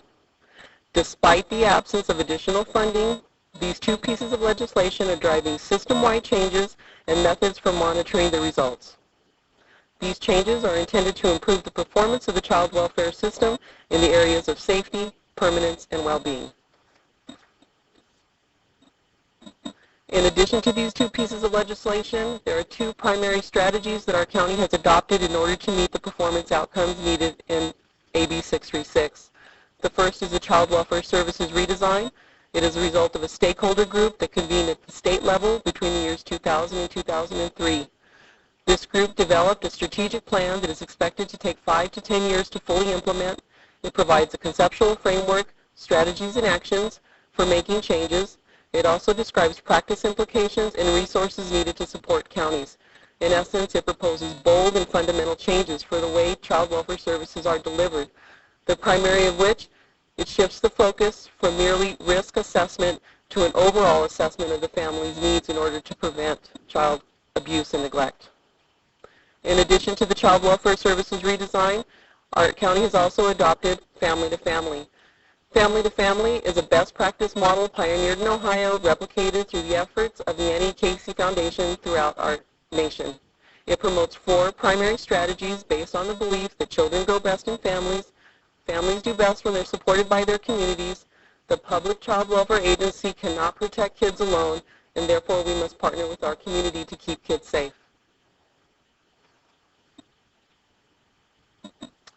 As a result of Assembly Bill 636, we were called to complete a county self-assessment focusing on the areas of safety, permanence, and well-being. Since that February date, Ventura County Department of Children and Family Services has completed the self-assessment process for determining the areas of practice in most need of change. As mentioned, Child and Family Services embrace this process by reaching out to the community of Ventura County. Specifically, this is a list of the partners who served on the County Self-Assessment Task Force through the County-wide Children's Services Oversight Committee.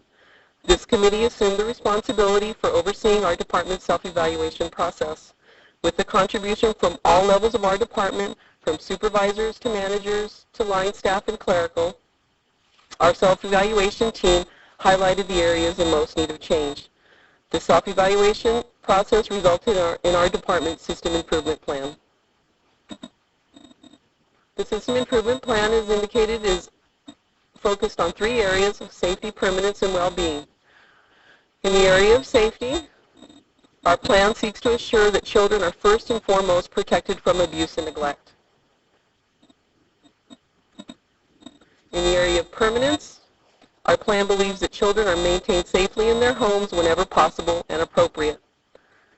And finally, in the area of well-being, we believe that family relationships and community connections of the children served by the child welfare system will be preserved as appropriate.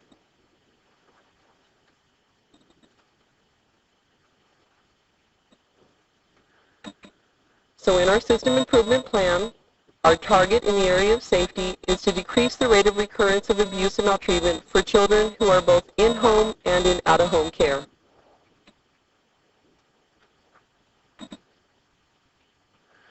Our goal within our system improvement plan then is to implement structured decision making. Structured decision making is a standardized method of ongoing risk and safety assessment. It has been proven by the Children's Research Center. It combines social workers' experience and observation skills and provides for an ongoing process and provides the tools that facilitates the process of casework from the point of assessment to the plan required for intervention. We believe that implementing structured decision-making will ensure the safety of our kids. The next improvement goal in the area of safety is to enhance the services of our drug court program. We believe that our drug court program helps keep families together. It provides for intensive treatment. It includes court supervision and is highly integrated with our CalWork program. It provides intensive case management in order to maintain kids with their families. In the area of permanence and stability, our system improvement plan target is to increase the percentage of kids who have no more than 2 placement moves in a 12-month period. Therefore, our improvement goal is to implement team decision-making. Team decision-making is a family-to-family strategy. It is held for any type of placement change, including when the child is initially removed. It empowers the family by allowing them to share in the decision-making process with the child welfare system. For placements that are already in existence, a TDM can shore up those support services that are needed in order to maintain the placement. I'd like to be very clear with team decision-making. The child welfare system maintains primary responsibility for making decisions about the child's safety. Therefore, the child welfare system maintains primary responsibility for deciding whether a child is removed from the home or is maintained in the home, or if a case is open. This process allows for family empowerment and a shared decision-making process to take place. In the area of permanence and stability, our second improvement goal is the Best Match Project. To create this project, we have partnered with Casa Pacifica. And this partnership, it also includes Kids and Families Together, Behavioral Health, Public Health Nursing, the Foster Parent Association, Ventura County Community College Foster and Kinship Education Program, as well as our own department. This project seeks to fully assess the needs of children and match these kids with resource families who possess the ability and training to cope with the special needs of the children who are placed in their homes. This is the best match methodology. It takes the needs of the child with the abilities of resource families and makes the best match possible. In addition, it provides for ongoing support. That support takes place in the way of first making sure that there's a good handoff between the child and the family. That would include pre-placement visits, an ongoing assessment of the child's behavior, and making sure that the family is trained and able to cope with what those behaviors are in order to ensure that the placement will be stable. It provides for respite care for foster families in order to maintain the placement. And I feel most importantly, it includes the foster and kinship care education program so that we're making sure that the curriculum and courses that are offered to resource families are reflective of what is needed in order to maintain our children in family care. Another exciting aspect of the Best Match project is that Costa Pacifica postdoctoral fellows will adopt this effort as a research study project by capturing data on the relationship between the abilities of resource families and the needs of children. In the area of well-being, our system improvement plan target is to better prepare foster youth transitioning to adulthood. Our goal for well-being will focus on those youth through our independent living program.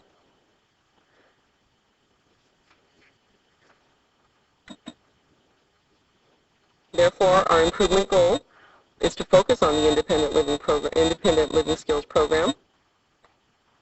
We seek to increase the enrollment and engagement of youth in ILP. Each youth will receive the input and assistance of support services to meet the basic housing, education, transportation, and vocational needs of these youth in preparation for their exit from the protective services system. It is the responsibility of the child welfare system to lay the foundational framework necessary for their success. This is the scope of services in the ILP program. In addition, foster youth complete classes approximately 20 hours. They participate in field trips as well as receiving individual case management. Can I just stop on this real quick? It seemed like we had a pretty active program here that at least was on the radar screen a fair amount. I haven't heard much about it lately. Is the program still going on in the same way, or is there something going on that we should be aware of? The program is still going on. We have changed contractor. It is the work training program that has the work training contract for workforce investment youth as well. They are up and running. They have received intensive support in being able to accept kids into the independent living program. Currently there are 26 youth enrolled in that program, and they are providing support and curriculum for them. And at what age do we put the youth into the program? Ideally, youth start to participate in the independent living program at age 16, so that between age 16 and 18, they're engaged in emancipation conferences at least 3 times. So we're sure to address those areas where there's most need. My final question, I don't want to belabor your report. We have 26 in, 26 out of how many? How many possibly could we have in ages 16 to 18? Just get back with me with it. Yeah, okay. I'll get back with you with the total number. It's about 100. It's a little over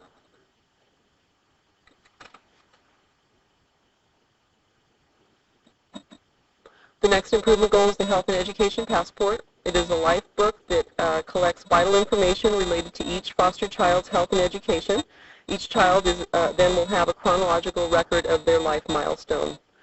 Every child in the foster care system possesses a health education passport notebook, and that will continue to be our goal. The System Improvement Plan proposes fundamental changes in practice and operations. Following the strategies of both family to family and the California redesign, Child Family Services sees this as an opportunity to engage partner county agencies as well as community organizations. The result is a comprehensive, integrated approach to protecting the children of Ventura County. AB 636 requires a triennial self-evaluation process which will lead to future system improvement plans. Also expected is the Peer Quality Case Review, PQCR, which will allow for the collection of qualitative information not readily available through data analysis. To achieve this requirement, Ventura County has partnered with San Luis Obispo and Santa Barbara counties to complete the peer quality case review process.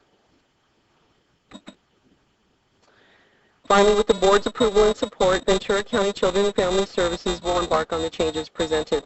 Despite budgetary threats we face, Children and Family Services is committed to the need for change. We will rely on the partnerships and supports of our Ventura County community to help us achieve these goals. In closing, I must recognize Ventura County Human Services Agency for their constant support throughout the self-evaluation process and system improvement plan development.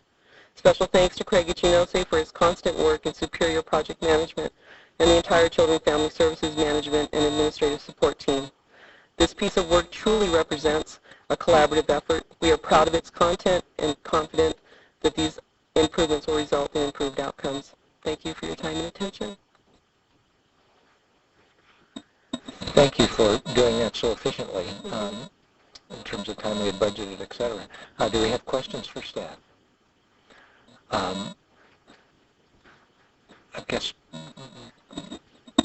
my one philosophical question is that our improvement plan focuses on the transition. We have the safety, then we have the Permanence? No, we have safety, Permanence and stability? Good. All right. And well-being?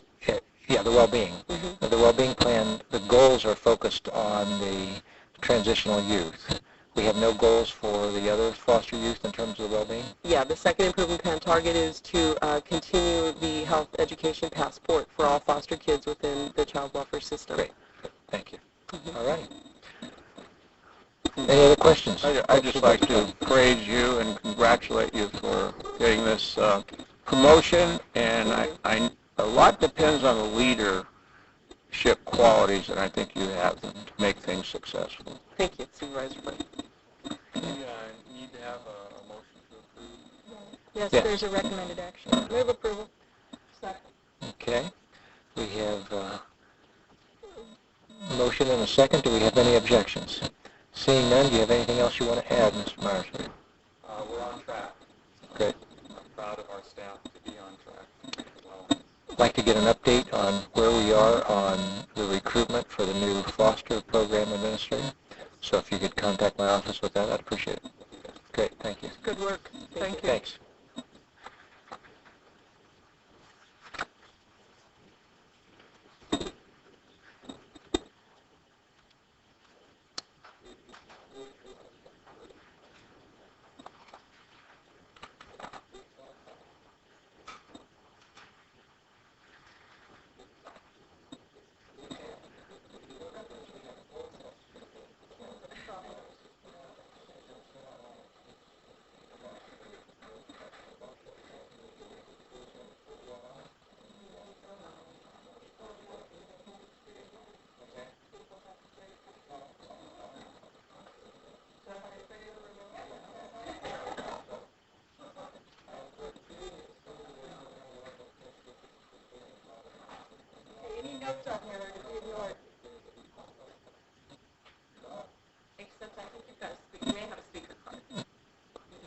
Oh, thank you. All right. You want to give us a quick presentation? Sure. And then we'll do the speaker card. Okay. Need these glasses nowadays. Good morning, Chairman Bennett, and members of the Board of Supervisors, Mr. Johnston. For the record, my name is Sue Hughes. I'm the legislative analyst for the County of Ventura, working out of the CEO's office.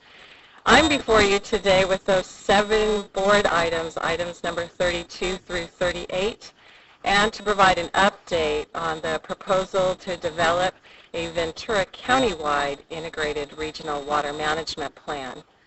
In November of 2002, Proposition 50, the $3.4 billion water bond, was approved by California voters. Language contained in Proposition 50, mainly that in Chapter 8, provides for the distribution of project grants in the amount of $200 million for water-related projects in Southern California. In order to be eligible, a project must be part of an integrated regional water management plan that's developed by a regional water management group. And that group, as outlined by state statute, is defined as 3 or more public agencies at least 2 of which have statutory authority over water supply. As directed by your board, in order to create the necessary cooperative atmosphere, making this an open and all-inclusive process, a letter was sent to all 10 cities, all public water and sanitation agencies, and special districts, inviting their participation. That group of stakeholders has been working towards consensus on plan formation for nearly 2 years, and on August 3rd, your board approved our collaboration with local coalition partners in the formation of a Ventura County-wide integrated regional water management plan. To date, we have received feedback from 19 agencies wishing to participate in this plan. It has been suggested by the participants that the plan be developed based on the watersheds within Ventura County. In other words, we have 3 watersheds.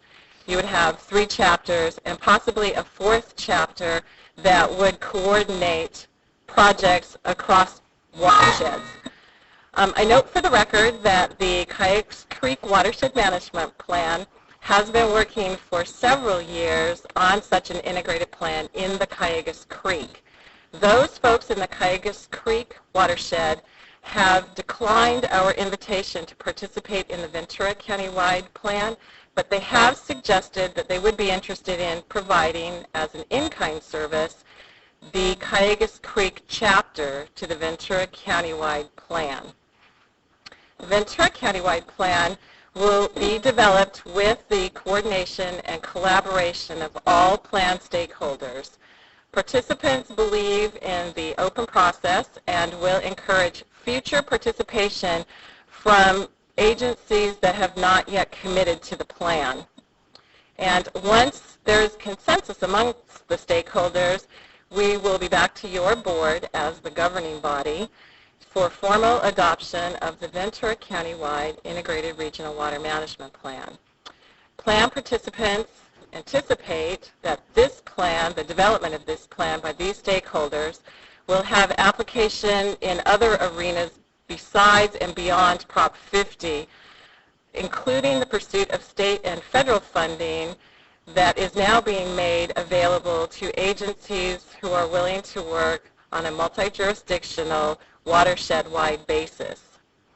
That concludes my presentation today. I would like to thank county staff who have helped in the preparation and distribution of those 7 board letters before you. Thank you for your time, and we are happy to answer any questions you might have. Do we have any questions of staff before we go to the public speaker? We being fine county staff with a mouse in your pocket. These folks sitting behind me. I'm glad you clarified that.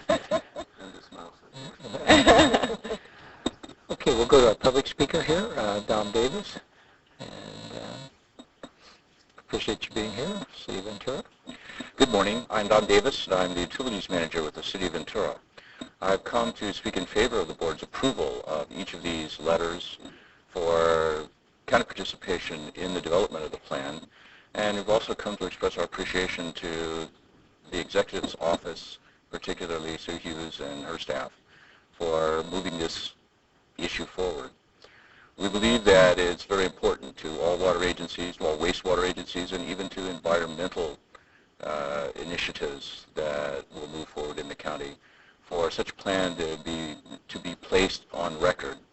And we think it's even more important that this be a unified county-wide plan. The primary reason, I guess, we're the poster child for unification of the basins. City of Ventura spans both the Ventura River and the Santa Clara River watersheds, and we produce water from both.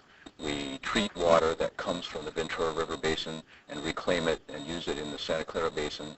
And we think there are probably similar kinds of interactions between the watershed basins within the county. We want to thank the board for its consideration of the plan, and that we appreciate your taking the leadership role here. Thank you very much. Thanks for taking the time to come down and share those thoughts with us. We are done with that. We have a series of motions if we don't have any questions. Supervisor Michaels. I don't have any questions, but just for the board's further edification, because there was some confusion over this plan versus the Cayugas Creek plan, and why is Cayugas not participating. Basically, it was not participating in the money portion and having to go back and more or less start over. We are light years ahead. We're about ready to put a plan on the street, the draft plan. And certainly we have done study after study, all of which are available, characterization of the watershed, etc. And so for us, we felt that it would slow down that portion, but certainly are willing to participate in the integrated, Chapter 3 of 3 situation, and all of that information is available. Some of it was generated by studies in the Watershed Protection District. Some of them certainly were paid for by funds that we received from EPA through an earmark from Senator Feinstein and Congressman Gallagher over the years. They have been supporting this effort. And the only reason I say this is to make sure that everybody understands a lot of these are going to have the same kind of stakeholders, and I want to be very clear that those of us around the table for the last 8 years on the Cayugas Creek, and I know Santa Clara River has been working in a less formal version of what we've been doing, and so those of us involved firmly believe that the only good planning can come with complete watershed planning, and then for this county integrating all 3 of those plans for the future on an environmental basis, on a growth and economic basis, relationships between the cities. We have chosen the path of not wanting to go the regulatory path that the plan would be regulation, but that it would be a guideline for those individuals at the table, all of the stakeholders, to follow. We have ag intimately involved now. Finally, took a while, but we got their attention. TMDLs was a big help on that one. And so, I won't belabor it, but I'm sure there was some concern as to why, we opted not to put any money in. You see all those zeros, and that's our group. Some of them are participating because they span watersheds. But we are very interested in being as cooperative as we can and ensuring that the overall integrated plan does go forward and is successful. Thank you for that clarification. Supervisor Parks. That was helpful. As I look at this, it doesn't involve much the East County in terms of the integrated water management plan. We've been paying for 8 years, Right. they would say. Well, so it doesn't involve the East County, though Cayugas, rather the Cayugas Watershed Management Plan is focusing on that. But there's also the Malibu Creek Watershed, which is I would think almost a third of my district, going from Amundsen Ranch, includes Westlake, a portion of Thousand Oaks, and then all the way out to Malibu. And that's something else that it would be nice to help incorporate into this plan also, and I don't see that in here. So I just point that out. No matter where the county border is, as you say, looking at from watershed points of view, we need to be able to be as incorporating as possible.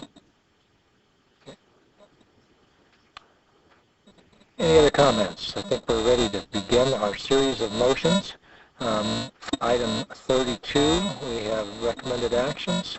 Move approval. Oh, second. Moved and seconded. Any objections? Seeing none, motion carries. County Council, that's all we have to do is go to item 33. We have recommended actions, correct? Yes, you may. You can go through individually items 33, 34, and 35, and then you can have one motion on the remaining 3 items, which are all county departments. Thank you. Okay, item 33, we have a recommended action. Second. Moved and seconded. Any objections? Seeing none, motion carries. Item 34, we have a recommended action. Second. Moved and seconded. Do we have any objections? Seeing none, motion carries. And item 35, SOMAS. Move the recommended action. Moved and seconded. Do we have any objections? Seeing none, motion carries. Now we are to Item 35, item 36, 37, and 38, you're saying we can take all as one motion. All right, it's moved and seconded. Do we have any objections? Seeing none, motion carries. We have 10 minutes before the 11 o'clock. We got Mr. Johnson that wants to say something. You going to read this? Or? No, I want to just make a comment on Okay, that. go ahead. I wanted to thank Sue and Jeff and all those that worked on this effort. What I'd like to make clear is that the intent of the law was to encourage a regional approach, and we all know that's the great dilemma, particularly in California, as to what is a region, what is a sub-region, trying to get people to cooperate. This is sort of a delicate balance of trying to invite people to participate. We are the umbrella. We are not trying to run the thing. We are giving opportunities for others. I was part of the Callegas project for about 6 years, and I know all the hard work that they've put in. I think their concern is usually the concern of a specific group, is that if you join a very large group, it becomes so cumbersome that maybe nothing ever gets done. In the meantime, you have been delayed. And on the other hand, if they are successful, you may end up becoming subordinate in the priorities and may lose your position in line. The advantage of doing what we're doing is that, maybe we can do both at the same time, and if what we're doing is successful, we may have even a greater chance to attract the money to this area because we are doing what the state is trying to encourage. So thank you all for handling a very difficult situation. We are fortunate to have a well-coordinated effort there all the way around. Thank you. Before we go to item 49, I just want to real quickly read this update that the clerk passed up to us. And it's an earthquake update. One report was 5.8, and another report was 6.8 in Parkfield, which is east of Paso Robles, between Paso Robles and Cahuenga, and it was 1 mile deep. So that's the earthquake information that the clerk has passed on. We'd probably have to do... Happened about 10 o'clock. Yeah. Actually, if it wasn't for that, I would have gavelled us back in at 10 after. That was the only reason I was off. Okay, we're at the district attorney's item 49, and that's to reestablish budgetary appropriations revenues for the expansion of the forensic computer lab. Good morning, Chair Bennett, board members, Mr. Johnston. This item before you is to reestablish appropriations for an incompleted project. The nature of it didn't allow us to move the rollover POs and such into this year, so we have to go back and reestablish the revenues and appropriations to complete the project at the forensic lab that's funded through a state grant, and it's the Southern California High-Tech Task Force project. I can answer. Any questions? Any opposition? Seeing none, motion carries. Thank you. Sorry we couldn't squeeze you in sooner. Okay, item 50. Supervisor Flynn. Said item recommending that the board approve the appointment of Carrie Ann Schute. And the appointment is an at-large appointment. Is that right, Mr. County Counsel? Mr. Chairman, Supervisor Flynn, yes, there's an issue of residence that arises that can be avoided if this individual is appointed to the at-large position on the board. So the item, It's been moved and seconded. Yes. just a question. So there was an at-large position open that would have been available to anyone without residency other than county residency. Well, the residency provision provides that membership shall consist of 23 persons, 4 persons selected from each of the 5 supervisory districts, 2 youth at large, and 1 member at large. It doesn't provide otherwise specific requirements as to residence for the member at large. Okay, right. I understand that. I just we've run into this before, and I don't know how we go about it. But in the interest of open government, much like wanting to know what elections are available, etc., I think that when we have these at-large positions come open, that the entire board needs to be notified and have the ability to suggest names. Maybe we don't have anybody. You know, I have a terrible time from the east end of the county because so many of the meetings are up here. But there have been several boards and commissions, assessment appeals, a whole bunch of those, that we find out after the appointment is made. And so just as a general policy, if we could find a way to get this under control. I didn't have anybody, and this person is perfectly fine. It's just the idea. To be quite honest, not quite sure how I got involved. I know how. And you know, I know how that happens, but it can't be between one or two supervisors, or it can't be whatever.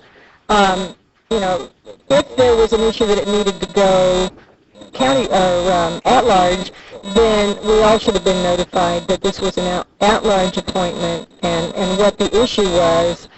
Just because we keep running into this occasionally, and I've had people waiting in line for a couple of different commissions that we've never had the opportunity because all of a sudden there's a board letter and the person's appointed. So, and you don't want to make a fight once their name is published because that's something wrong with them, right? Yeah, and that's not the issue. So this is perfectly fine, but in the future we need to make these public. Could we just make that officially part of the motion? And that is, at-large appointments will be, the whole board will be notified before an at-large appointment will actually come as a recommendation.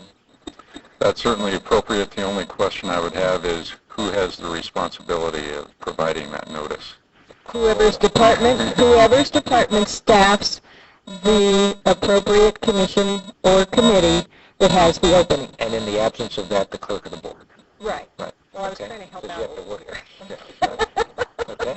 And if I may, I think this is an appropriate one for at-large, though I didn't know it was going to be an at-large appointment. This is someone that was highly recommended by someone in my area, but my slots were filled, and Supervisor Flynn had an opening, and this person lives in Ventura, works in Oxnard, recommended by Thousand Oaks, so I'm glad that we can accommodate that. And I think Supervisor Michaels also makes a good point about the fact that a lot of the meetings are out here in the West County. People in East County can't get here as easily. And this particular board actually was having meetings in Thousand Oaks, and then to accommodate staff, they moved it back to Ventura. So it might be nice when there is an opportunity and there are meeting facilities that they alternate so that all board members have access, as easy access. I agree, and I don't think we should ever run committees and commissions to facilitate staff, quite frankly. I mean, because they're not the purpose of the commission or the committee, and in order to make it function more appropriately, it should be for the committees. No, that's not part of the motion. No, that's just a comment. Okay. All right. So we offense to have a staff. modified motion. We have the recommended action plus the indications about making sure that the board is notified about the at-large by the department that is in charge of that. We have a motion and a second. Do we have any opposition? No. All right. So thank you very much. That motion passes. We are at, I think we can hammer these quickly. Item 51, modification of standard land development in regard to notification of the use of explosives. Good morning, Mr. Chair, members of the board, and Mr. Johnston. The item before you is to incorporate decisions that your board made on July 13th and September 14th to change the requirement for notification as well as providing independent surveys for work associated with blasting on grading projects into the standard land development specifications. It also incorporates some routine changes to the standard specifications for the public works construction specifications. So I'll be happy to answer any questions if you have any. Do we have any questions? Seeing none, we're ready for a motion. Second. Moved and seconded. Any opposition? Seeing none, motion carries. We'll start on item 52, resource management, approval of agreement between the county and Sherwood Development Company. And we have a speaker card, okay. Morning, Chairman Bennett, members of the board. My name is Chris Stevens. I'm with the Planning Division. The item before you today is a recommendation to enter into an agreement with kind of a combination of the Sherwood Development Corporation Company and Castle & Cook Community Housing Incorporated, and this is based on similar agreements that the county has entered into in the past. One with Sherwood, another with related to the development of Mill Park. There was also a similar one for the Amundsen Ranch project. And in essence, it's an agreement whereby those entities agree to pay for a contract planner, will allow us to hire an additional planner. As you know, we had some staff cuts last budget. We're fairly lean and mean, but it's been getting difficult for us to keep up with the permit load. And with the advent of the Lewis Road project in particular, which has a very tight time frame, in order to meet that time frame and also process some entitlements for the Sherwood, Lake Sherwood area, they've approached us about entering into an agreement in order to allow us to get some additional staff to keep those things moving forward. So the agreement here has been reviewed by County Council. I think it's fairly clear. One correction that I would like to add that we caught after the agenda was prepared was with respect to the term of the agreement. In section, I believe it is in section 7 of the agreement, we reference the term of the agreement as being the end of fiscal 2006, which would actually, actually section 1 talks it ending in June 30th, 2006, which actually is only 20 months. And the staff report, as you see, talks about a 2-year fixed-term position. And that was an error on our part, and that should read October 31st, 2006, which would complete the 2-year term. Our expectation is that we would be able to recruit and have the position filled by November 1st of this year. So that would be the 2-year term. Okay. Questions? My presentation. Happy to answer any questions. Questions for staff? Supervisor Park. This one was a new one for me. Back where I come from, we've done expediting procedures in the city of Thousand Oaks. I don't recall ever having a developer be able to pay to actually move his project forward by having a dedicated planner. And that's based on priorities. The city council would say, okay, well, this is something that's very important for us, and so we want to grant expedited procedure. I think it is very unfortunate that not everybody can be served on the demand schedules that they have.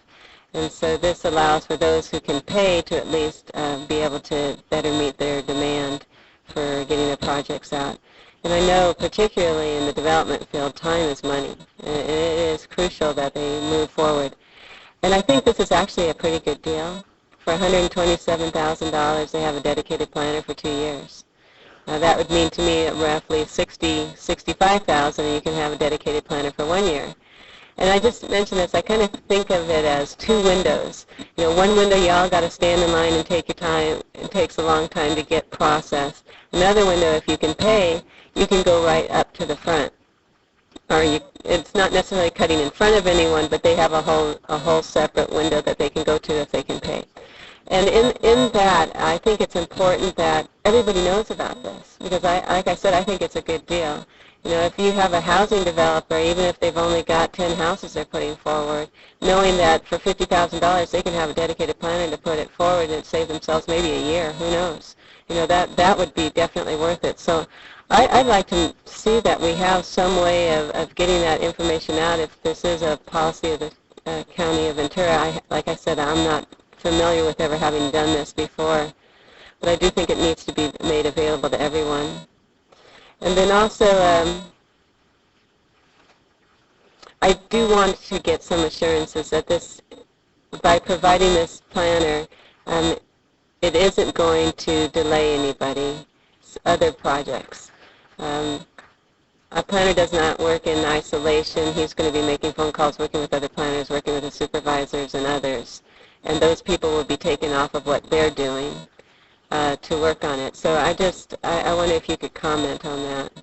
Yes, Supervisor Parks. Kind of respond to several of the issues that you raised. The last one first, that is in fact why we've come for the allocation for the additional position, was just for that issue that we didn't feel it was appropriate for us to take a planner that we have on staff off of projects or perhaps slow down other projects for the benefit of of this developer in that respect, so that the additional allocation is to make this a new position so that we don't lose the level of staff work that we have being done on other projects. The second item you mentioned was making sure that others knew this was available to them. And in fact, this is something that we have let others know is available to them. Typically, to be perfectly honest, we don't get too many projects that are maybe large enough where the economics make sense for them to do it, but we're always passing along to them that this option is available to them, and we've had some discussions. They've never come to fruition, at least over the past few years since I've been here. And then the last thing I'd mention with respect to the cost, that dollar amount that you referenced is for the remainder of this fiscal year only, not for the entire 2-year term. The agreement is set up where they'll put that deposit, get us through this fiscal year, and then before the start of next fiscal year, we'll get yet another deposit for that cost. So while we are lean and mean, we're not necessarily as inexpensive as $60,000 for a planner 4 position, but just thought I'd pass that along. Thank you. I just, last comment is that I just really see this as privatization of government, and it does give me concern, because I'm used to doing things based on priorities, not just whoever's got the money wins, gets the best service. And I can see this being carried over to a lot of different departments in our county. Watershed Protection District, if you can't get a flood control plan out fast enough, well, we pay you and we can get it out faster. That whole concept does give me some concern, because it takes the prioritization of out of the question, and it just goes to money. So that gives me concern. I was going to ask that we continue this, because I wanted to look closer at some of the issues involved, and I had just gotten this Thursday evening. I don't know how the rest of the board feels, but it sounds like, particularly with the project on Lewis Road, that there are some tight time frames that this will assist. And I understand that this is coupled, the same developer is helping on a nonprofit project to help social services. He's also working on a lucrative project to build a bunch of houses out in Lake Sherwood, and they are being married, as it were, into one planner doing both of those things. But I definitely support the Lewis Road project and want to see that go forward. And if this will help reduce the workload of other planners in your department, I could support it. Okay, Supervisor Michaels. Do we have a card? We do I can make my comments after. We do have a card. We're in the questioning phase right now. Well, I already did that. Great. Okay. I have asked my questions, so I think we'll go ahead and actually, Mr. Williams is just here to answer questions. Is that right, Mr. Williams? You don't have it? All right. So we're done with the public comments. I have 2 comments that I would like to make. One, I got called by somebody yesterday and said, well, how dare we have a planner and their salaries being paid by the project applicant? How could they be independent and objective and all of that? Fair question. And if you just look at it on the paper, their salary is paid by the developer. So, so I did some investigation, and the safeguard that we have built in is that the planner is one of our veteran planners who's not going to get fired, laid off because of what they decide to do with this, and in fact the funds will go to hire somebody else down at another level who won't be directly working on the project. So the person isn't going to have their job on the line based on how they do it. So that's some assurance, because I think there's always some concern, and yet it happens throughout this government. We're doing it in all kinds of situations where we end up allowing that to happen. But it looks like, do you want to rise to respond to that in some way, Mr. Berg? No, I was going to reiterate an example. Tom Berg, Resource Management Agency Director. The original Amundsen project, a similar development agreement was entered into, and the developer paid everything, and staff recommended denial. Okay. Thank you. Okay. That's a very good piece of evidence, right? You don't have to go to confession. Okay. The second thing that that I wanted to point out, and I want to try to say this delicately, in my mind it's important conceptually, but it's not a criticism of anybody involved in this. But we do have the generous offer of the buildings on Lewis Road, the women's shelter, etc. And we also have the Sherwood project going forward. In this situation, you can say, you can make a pretty good case why the planner's going to be be dedicated to moving both of these projects. But I think in the interest of really trying to keep things clean, we should not put somebody's development project in with this other sort of project that is a contribution. It'd be a little bit like this. Imagine if we had E.J. Harrison's trash hauling contract come forward, and in the same motion, it had something to do with their contribution to the Boys and Girls Club. I just think that we ought to keep those separate so that there's no... What I don't want to do is ever have a vote imply, if you don't vote for my Sherwood project, you're not going to get this other thing. I'm not saying that anybody is saying that. I want to be, but I think that it would behoove us in the future. For example, how would you handle this? I would have two agenda items. We vote once, the dedicated plan for Sherwood, and then vote for the dedicated plan, so that you're not forced to say, well, because some people certainly have the impression that, the one project was offered so that it would grease the wheels for the others. We certainly, combining it like this, certainly fuels that. So I would just make that as a request.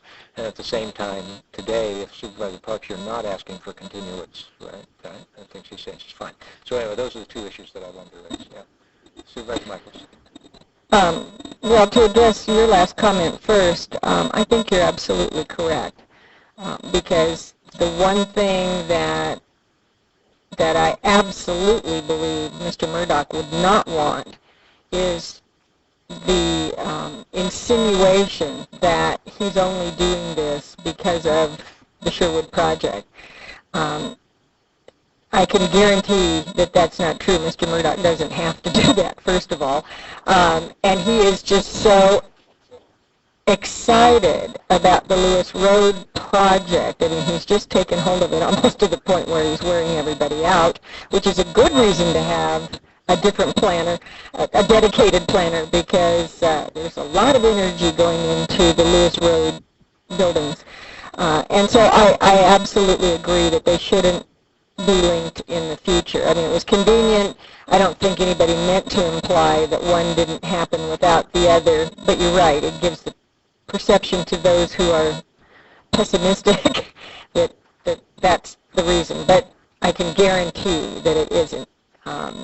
This project has just got him excited beyond anything I've seen in a long time. So, having said that, I don't have any qualms about letting, the project, a large project, pay so that extra staff can be hired. We've done it in Simi for years.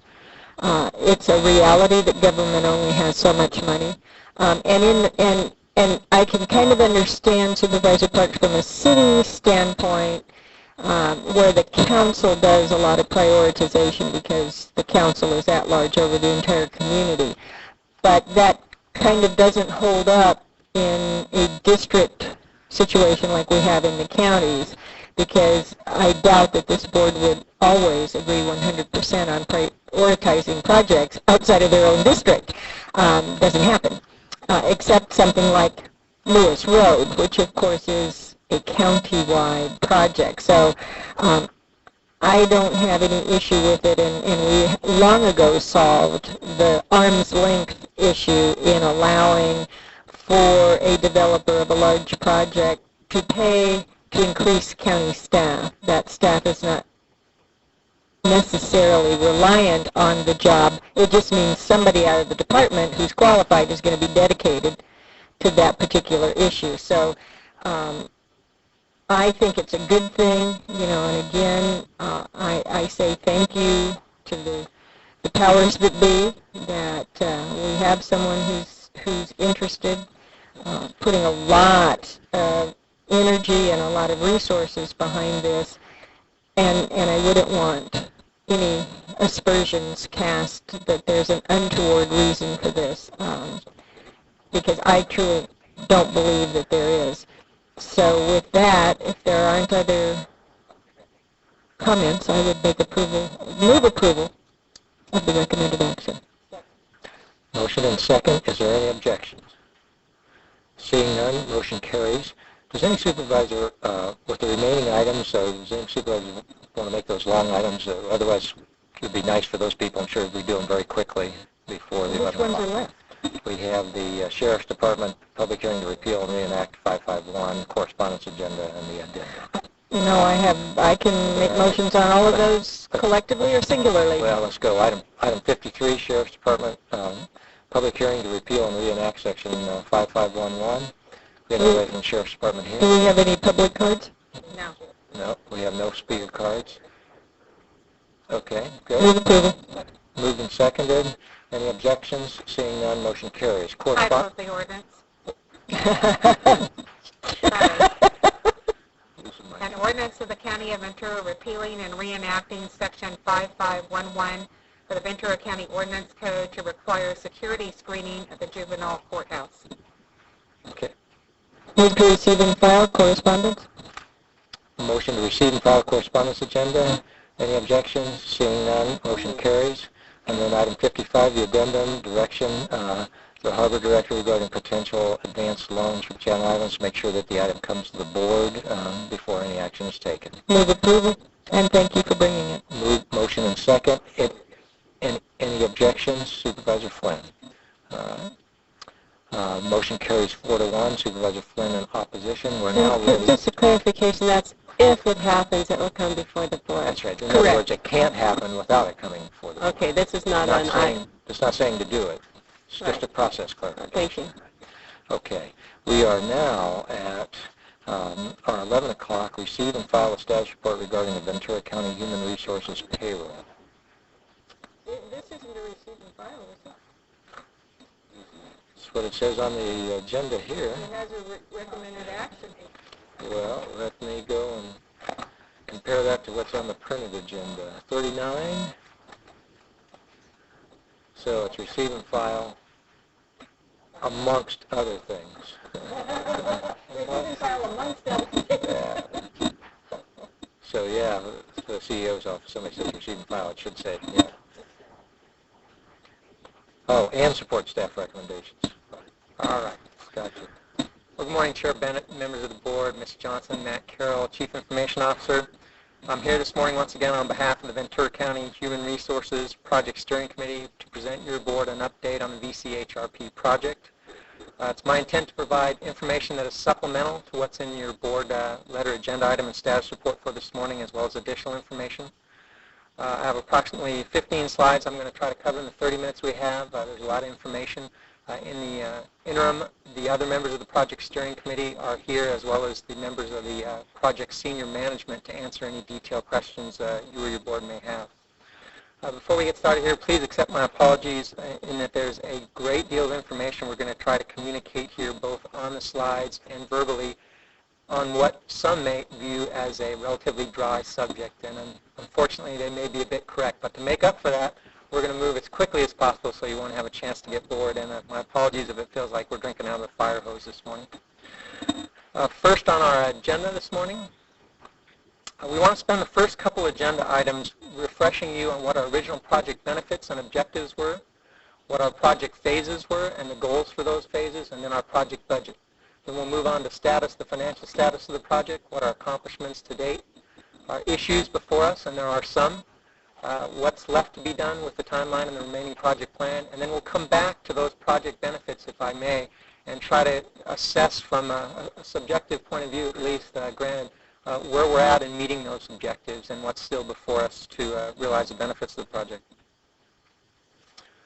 First, if I may just read through these are the project benefits and objectives. What we termed our business case when we brought this project to your board over 2 years ago, actually 2 years ago this very month, I think 2 years ago last week.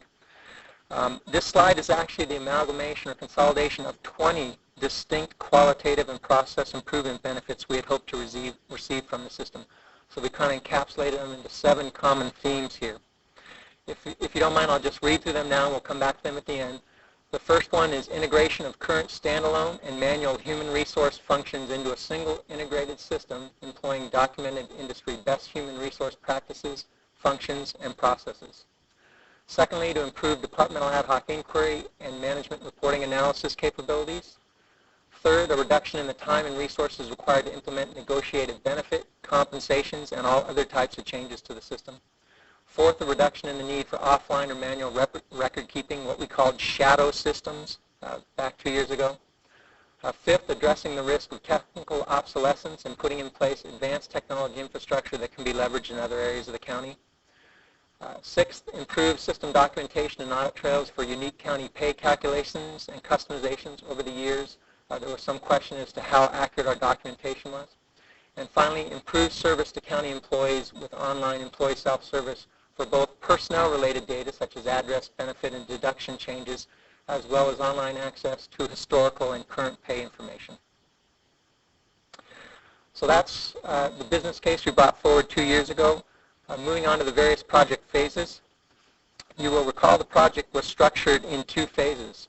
As noted here, phase 1 included 3 primary goals, and those were to implement the core human resources, benefit administration, time and labor, and payroll processes or modules of PeopleSoft. That comprised probably 85% of the project. Second was pilot decentralized data entry of that personnel data using a new personnel action form instead of the multitude of forms we used before. And we wanted to do that within the pilot agencies of the human resources, sheriff, fire, auditor, controller, ISD, courts, and healthcare agencies, just the smaller agencies of the county.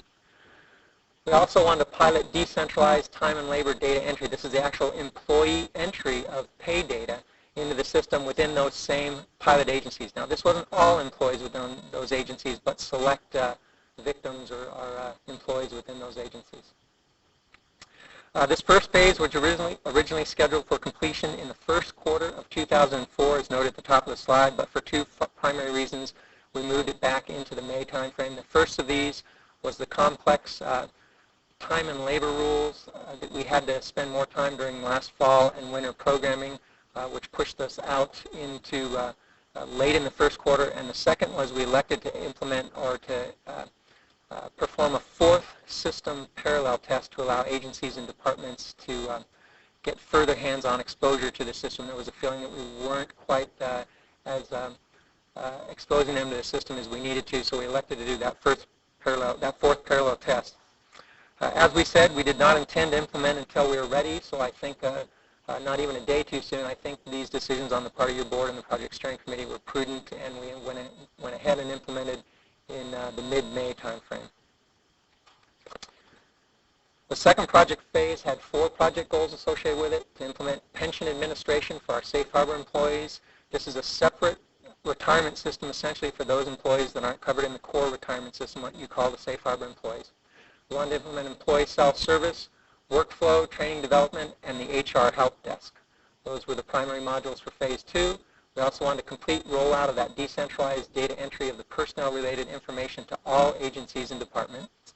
We also wanted to complete rollout of the decentralized data entry for time and labor. This is the pay data to all employees.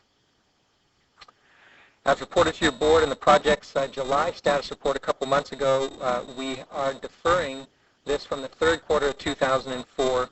Phase 2 will now be targeted to complete in June of 2005 in order to allow the project team to focus on phase 1 post-implementation support issues, issue resolution, further security and report rollout, and application of 3 system updates which we need to have in place before the calendar year end.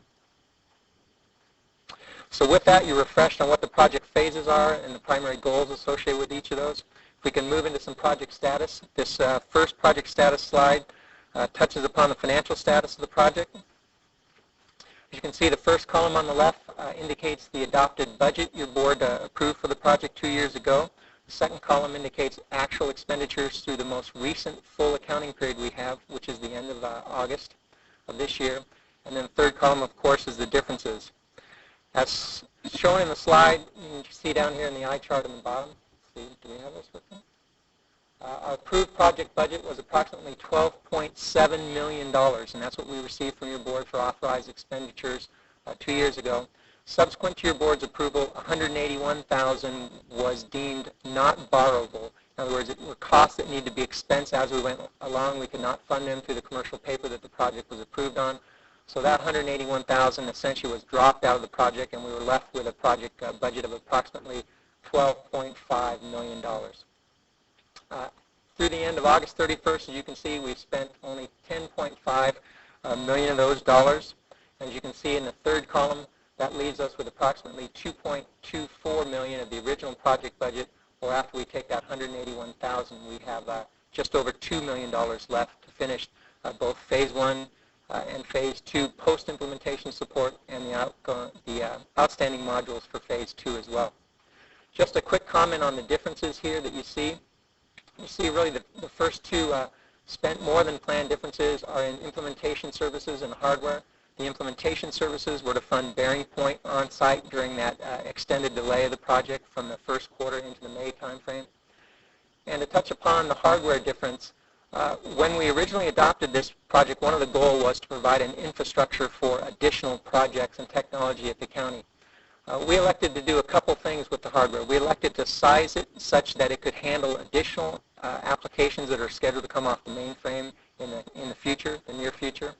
And we also wanted to make sure that hardware was fully redundant, actually better than what we had today. And as it turns out, we've implemented half the hardware in the Sheriff's Pretrial Detention Data Center, the other half over here, and each of those pieces of hardware are configured such that they can support the entire system in the event of an issue in the data center. So if we had a fire or a flood or anything in one of our data center, in a matter of hours we could complete payroll in the other data center. So we spent some more there, but we're sized for the future, and we have some additional disaster recovery capabilities moving forward. Where we didn't spend as much, significantly under, is in the hardware, the implementation, or the team, the county resources, direct and indirect, and our facilities and services. So as I said, at this point, at the end of August, we have approximately $2 million left to fund our outstanding Phase 1 items, our issue support, and Phase 2 implementation. Along those lines, this next slide, I'll just jump down to the bottom here. For that outstanding approximately $2 million, $882,000 is anticipated to be used for post-implementation Phase 1 and Phase 2 support, things that we originally budgeted for Bearing Point, but now that they're no longer on the project, that is county staff and some independent contractors. And the remaining $1.1 million is to fund those additional modules to be installed as part of Phase 2 and fund a contingency. We do not anticipate expending all these dollars by the end of the project. If there's no questions on the financial status, we'll move on and briefly over the next couple slides touch upon the accomplishments of the project. First and foremost, we did successfully implement the Human Resource Benefits Administration, Time and Labor, Payroll, and Pension Administration modules. We both installed these successfully, and in doing so, we reduced the amount of redundant data entry into standalone or manual systems throughout the county. What we have done, though, is we've dramatically increased the amount of data we capture for these systems as well, for these functions as well. The functionality within PeopleSoft is much more robust. It requires more data to perform that functionality. So that's offset the redundant data entry savings a bit. But nonetheless, this first and critical accomplishment is a key item for the project. We've implemented employee self-service inquiry. Employees for the first time now have access to their pay data online and their personnel data online, and in many cases a full 24 hours before they historically got the paychecks or deposit advices to confirm their paychecks. So that's implemented at this point. We've created one form for all personnel transaction. We've met or exceeded our paycheck accuracy objectives and estimates. When we were here in the spring reviewing our parallel test results, at that point in time, 84% of all employees were being paid within within $1 of their original paychecks under the new system, and 92.5% were within $1 or more than their original paycheck. So we said at a minimum we're going to meet those when we go live. At this point in time, we don't have specific numbers. We have some random samplings we've done, or periodic samplings, and based on feedback from employees, or rather the lack of feedback from employees, the project team is probably hitting in the high 90th percentiles for accuracy on any individual paychecks. And that's a pretty respectable figure going forward from this point on. There will always be issues with certain groups or retroactivities that must occur. it must take effect. But right now, we've definitely met or exceeded our initial accuracy results for the project. Finally, on this slide, we've moved time and labor data entry out to departments and have successfully piloted the actual employee entry of time in our target pilot agencies.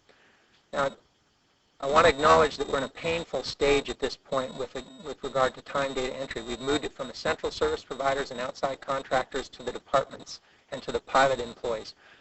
The real relief will come when it's out to employees totally. Right now, there's an additional workload in departments, and it's telling on them, and they're experiencing some difficulties in there. But as we roll out phase 2, hopefully that pressure will be relieved, and we'll see the benefits of this decentralized time and labor data entry out to the actual employees. Likewise, we also successfully piloted the actual personnel-related data entry to pilot agencies, and we're moving forward with full distribution of that out to all agencies and departments. Since the July status report to your board, we've opened that up to 5 additional departments, and they're listed here.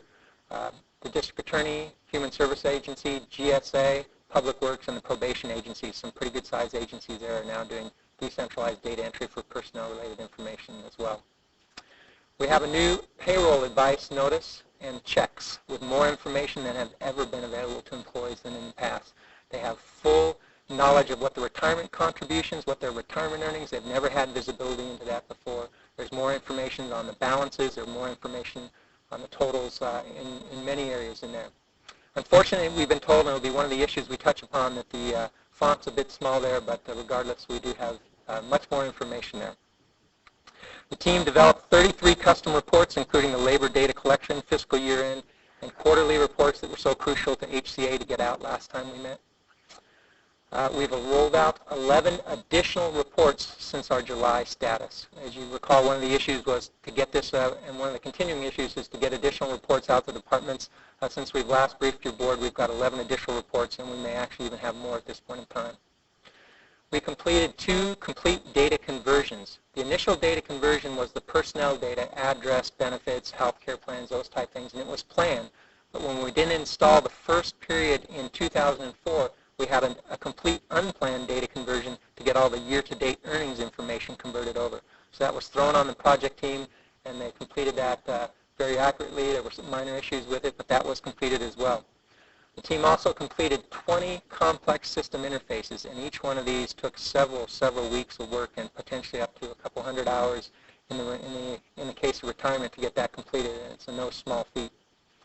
And finally, we created a new on this slide, we created a new workers' compensation system. I believe that was over and above our original project goals. This was a totally manual process before tracking and administering workers' compensation. We now have a new automated function as a result of this. Finally, on the accomplishment slides, although somewhat contrary to our original strategy, the project team completed 36 customizations, major customizations to meet Ventura County's unique requirements. That was done at a cost of approximately $300,000 and 2,000 hours of labor. The top 5 are listed here. We have a completely standalone retirement module. Our retirement earnings calculations were unique enough that we just built that outside of the PeopleSoft system. I think we briefed you on that before. Modifications for the use of contract overtime rates. As delivered, PeopleSoft uses FLSA logic in a variety of areas, including what they use as overtime rates, 1.5 times your earning. We have some unique negotiated contract overtime rates, so there were significant modifications there. I've listed our vacation buy-down. You know, we're a bit unique there.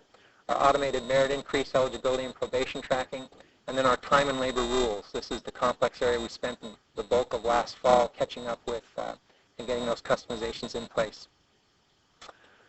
So in summary, that's the major accomplishments for the project. So let's talk about issues. There are some. A couple slides on issues, if you can bear with me. This first, extending the payroll cutoff time and therefore the pay date to allow for contingencies, avoiding labor-intensive time estimation and the subsequent correction process. This is still a significant issue for the project, and we're continuing to look at and discuss ways to address the issue. Most recently, I think one of the union representatives brought up the potential, how about phasing this in one day at a time over several months or a year or several quarters. That's one of the items we're looking at and discussing now.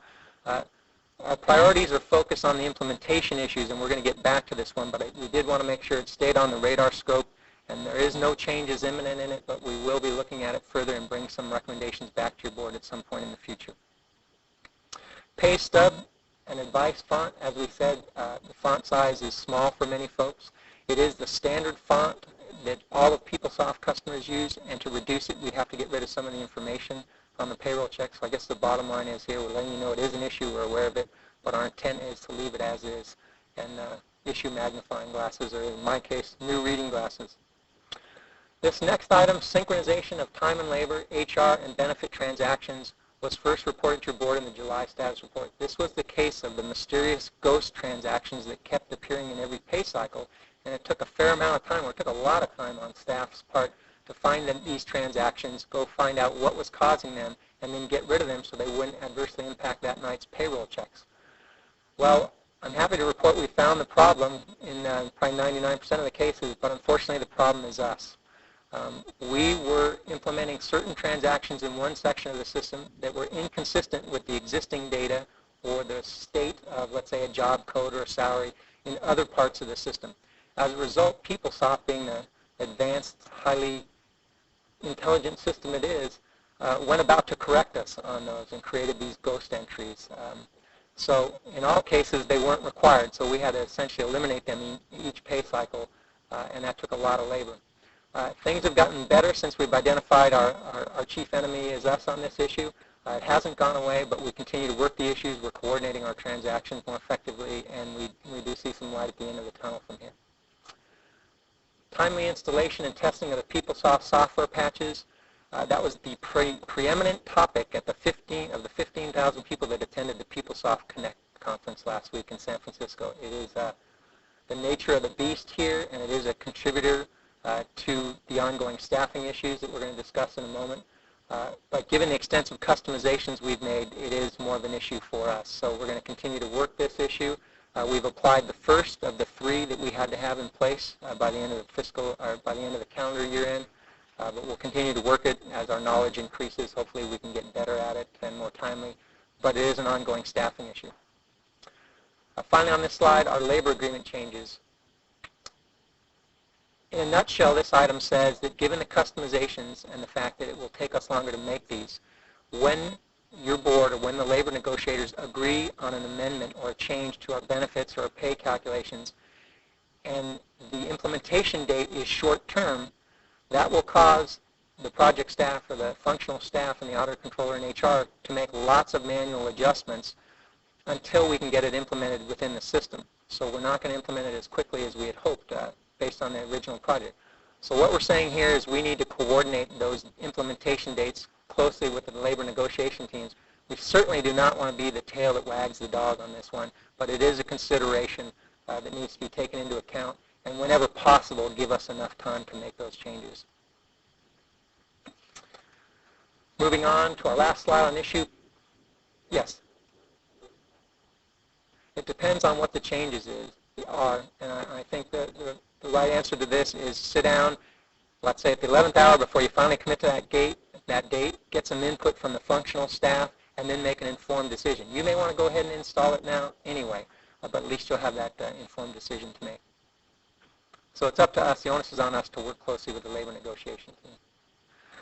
A comp bank. The primary issue with comp banks is that our current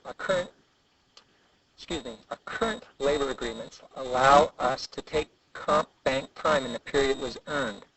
PeopleSoft, on the other hand, doesn't know about that comp bank time till the last part of its pay processing, and the paychecks have already been issued or calculated. So if you earn time you want to take in this pay period, there's a chance that it won't be there because that's the last thing it does before we put the system to bed at the end of the pay cycle. So as a result, the project team has to spend an inordinate amount of time to let people do what's in our current labor contracts. They have to they have to find those times in the pay sheets ahead of time and then increment the balances in the comp bank so that folks can take them in this pay period. It causes a lot of workaround. As a result of that and other issues associated with comp banks, we're looking at a white paper. HR is going to be, and Barbara's team is going to be putting together a white paper with the CEO's office on comp banks, and we'll bring back some recommendations that will potentially include the elimination of comp banks because there are some other issues associated with them I don't want to go into it here, it's beyond the scope, but with a full view there, there may be some justification to go ahead and eliminate comp banks. Reports and security. The primary issues associated here, we mentioned them in the July timeframe on the design and development of the additional reports departments need to do some of the new functions, and the implementation of our distributed security, which will allow departments to run their own ad hoc inquiries and reports. We're making measured but steady progress in this area. Our hope is to have the distributed security out for ad hoc inquiries in the December timeframe, and as I indicated earlier, meantime, we're rolling out additional reports each month to address the reporting issues. Items 29 and 30, they're still out there. I'm apologizing to say, or we apologize to say, but we're working them diligently.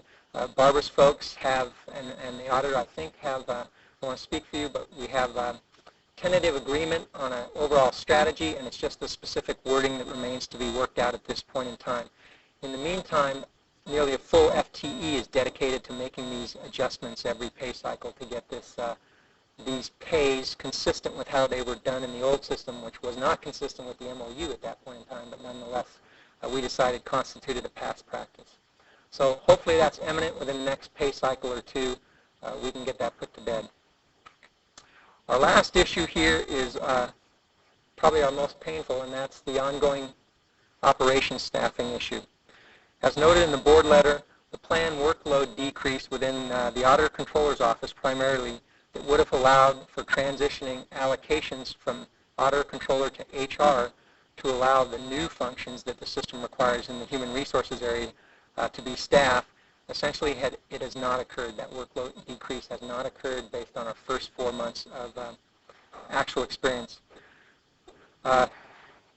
This, we believe, is due to a combination of inaccurate estimates on the part of project management, us, and the independent consultant we hired initially to come up with our project costs and our ongoing support costs. It's also the result of the greater than planned system customizations, general ongoing complexities with our payroll and benefit packages here at the county, and the short time period, the cutoff and the early paycheck date requires extensive adjustments and subsequent corrections to those adjustments. So all of those have added up to the recommendations we have to make at this point in time. We don't make these lightly. We put it off for as long as possible. But as a result of this real-world experience, we're recommending at this time and in the board letter that based on our experience and a workload analysis to date, that 4 of the 16 fixed-term positions that were originally scheduled to be deleted for the project be created and made permanent within the Human Resources function or Human Resources Division to staff those functions, in addition to 1 new permanent position within the HR area for a total of 5.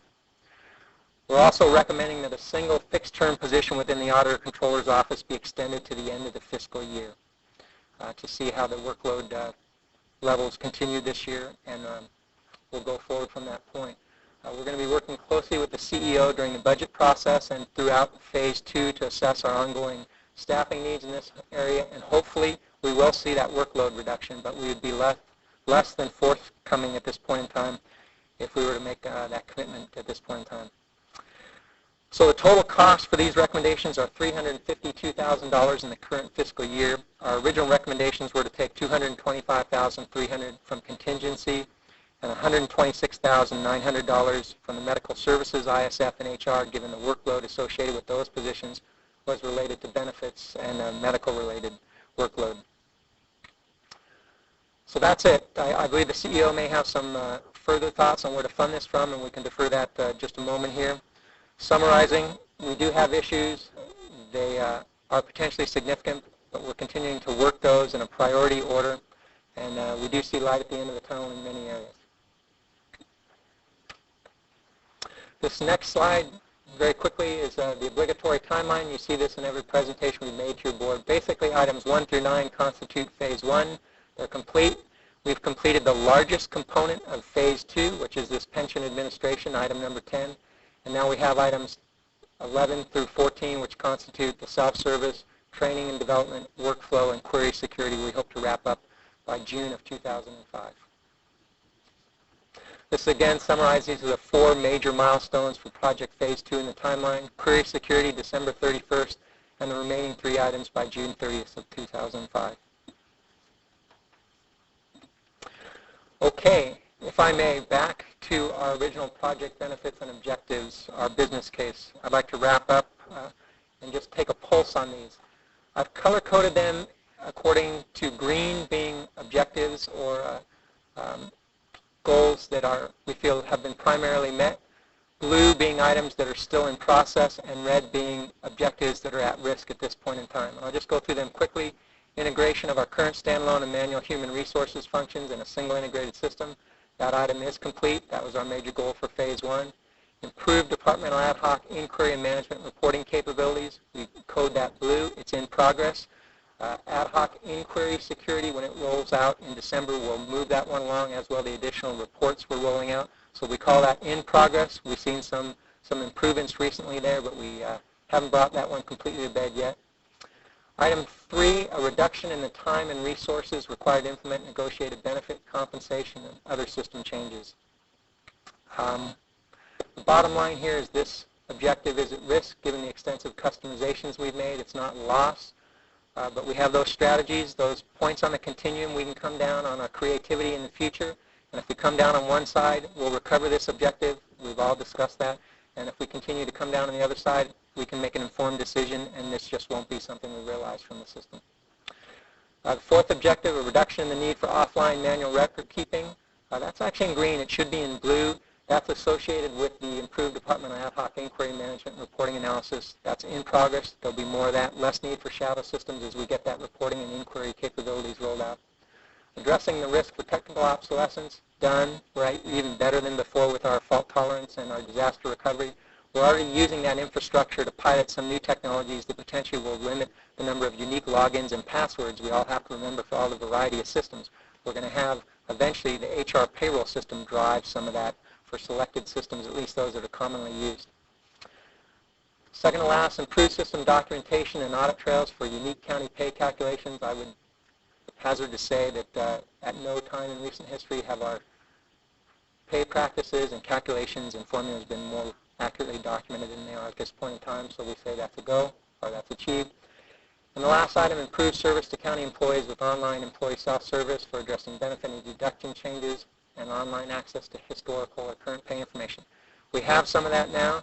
It's in progress. In blue, as I said earlier, employees now have access to their information online. I myself use that to repeatedly request, well, in multiple instances, request corrections to my number of dependents. I wouldn't have been able to do that on such a quick basis if I didn't have access to that information online.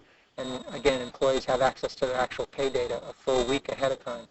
And that was just a data entry error, not a system error. Those new state forms are very complex, you know. So in a nutshell, you see we've made substantial progress. We still have some objectives out in front of us. We have some risk in front of us with that one objective, but we're moving forward in all the areas we possibly can. So with that, I'll turn it back to your board to evaluate the recommendations. I have some acknowledgments I'd like to make at the conclusion of that, if you don't mind. And I think we have a surprise one we're going to do as well here today. So, Johnny, I don't know if you want to discuss further the funding for the recommendation, or whether we want to go ahead in contingency. One, I'd like to remind us all of why we embarked on this journey. With the report from the Auditor Controller and from Matt Carroll, we recognized that the system we had was not much longer for the world and that it had to be replaced. And to take a line out of Apollo 13, when in Houston we have a problem, it was failure was not an option. And yet failure was what we were faced with if we did not replace that system. So off we went with a lot of naysayers and second guessers saying, why are you doing this, and how much is it going to cost you, and on and on. But the fact is that it was critical that we assume the risk, because the risk we had was not acceptable. And I can't think of a project that's more sensitive. There's nothing else that we do in government that touches more people. It touches all of our employees, and then it ripples through the community if our employees are not properly compensated on time.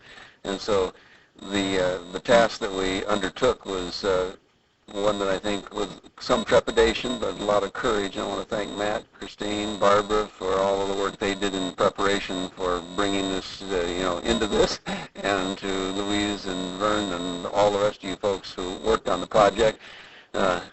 I'll paraphrase because my memory is so bad I can't quote anymore, but something to the effect, never have so few done so much for so many when they undertook this project, and I'm very pleased with how it's turned out. The part of it that Matt said that was, the not as good news as we'd hoped is that these things always have things that you don't anticipate, or at least you can't necessarily foresee. We were as optimistic as we could be on how we went into this, but we did not say that it was going to save money. What we said is we would be doing a better job and a more reliable job, and I think we've achieved that. The recommendation for the positions, I think, is unavoidable and necessary to maintain the system, and the only change I would make to our recommendations is I would suggest to your board that we not move any money at this time to pay for it. We simply authorize the positions so we can get on about the business, and then our office will do the same thing that we've asked every other department to do, and that is to try to figure out how we do this as we get through the year and finance it by the way we conduct business. And in the event that we or other departments are unable to do that, we will notify your board in a timely way as to how we will make the budget adjustments in order to make the budget balance. If I could, while we're on that particular item of finances, I'd like to take this opportunity to point out that today now we have two items that have come in front of us that are costing more than what we budgeted. This item and then our health insurance costs, about $900,000 potentially at risk with health insurance costs. And I note that because I know last week we had $500,000 worth of savings that came to us. Remember, for the new insurance plan, the new insurance plan that we're going to do. And my perception is that number one, we have had very good staff work the last few years, but the bottom line is that will continue throughout this year. There will be some things up, some things down. And there's going to be a tendency for us to rush in, and when we get the savings, we want it because we want to spend it. And when we have the cost, take it out of contingency. And I would offer that that's actually not what we've done in the past. What we've done in the past is we said those things, they have sort of an ebb and a flow to them. We made our best professional estimates when we did our budget, and we ought to try to let that ebb and flow work out at first as we go forward, and not now, and not each time, try to make those adjustments. So I appreciate the recommendation of the CEO, particularly given, in the course of two meetings we've had 500,000 up, 900,000 down, and now this down also, and so I think we try to see how well you're able to do in terms of the management side of it.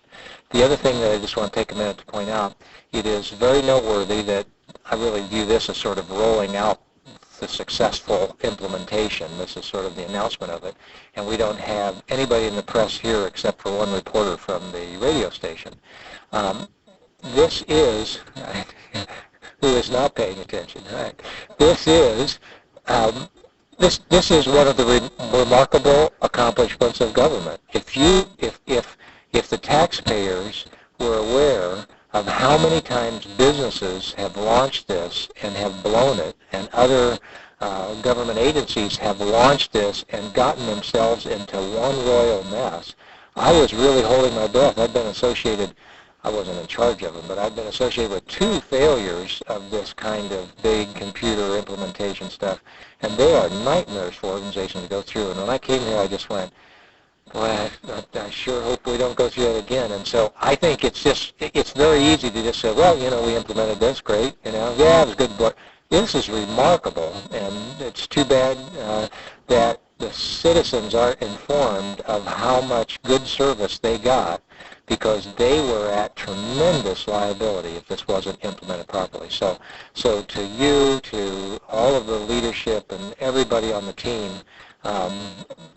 you're not going to get the appreciation that you deserve for a project as remarkable as this, but let's all do that.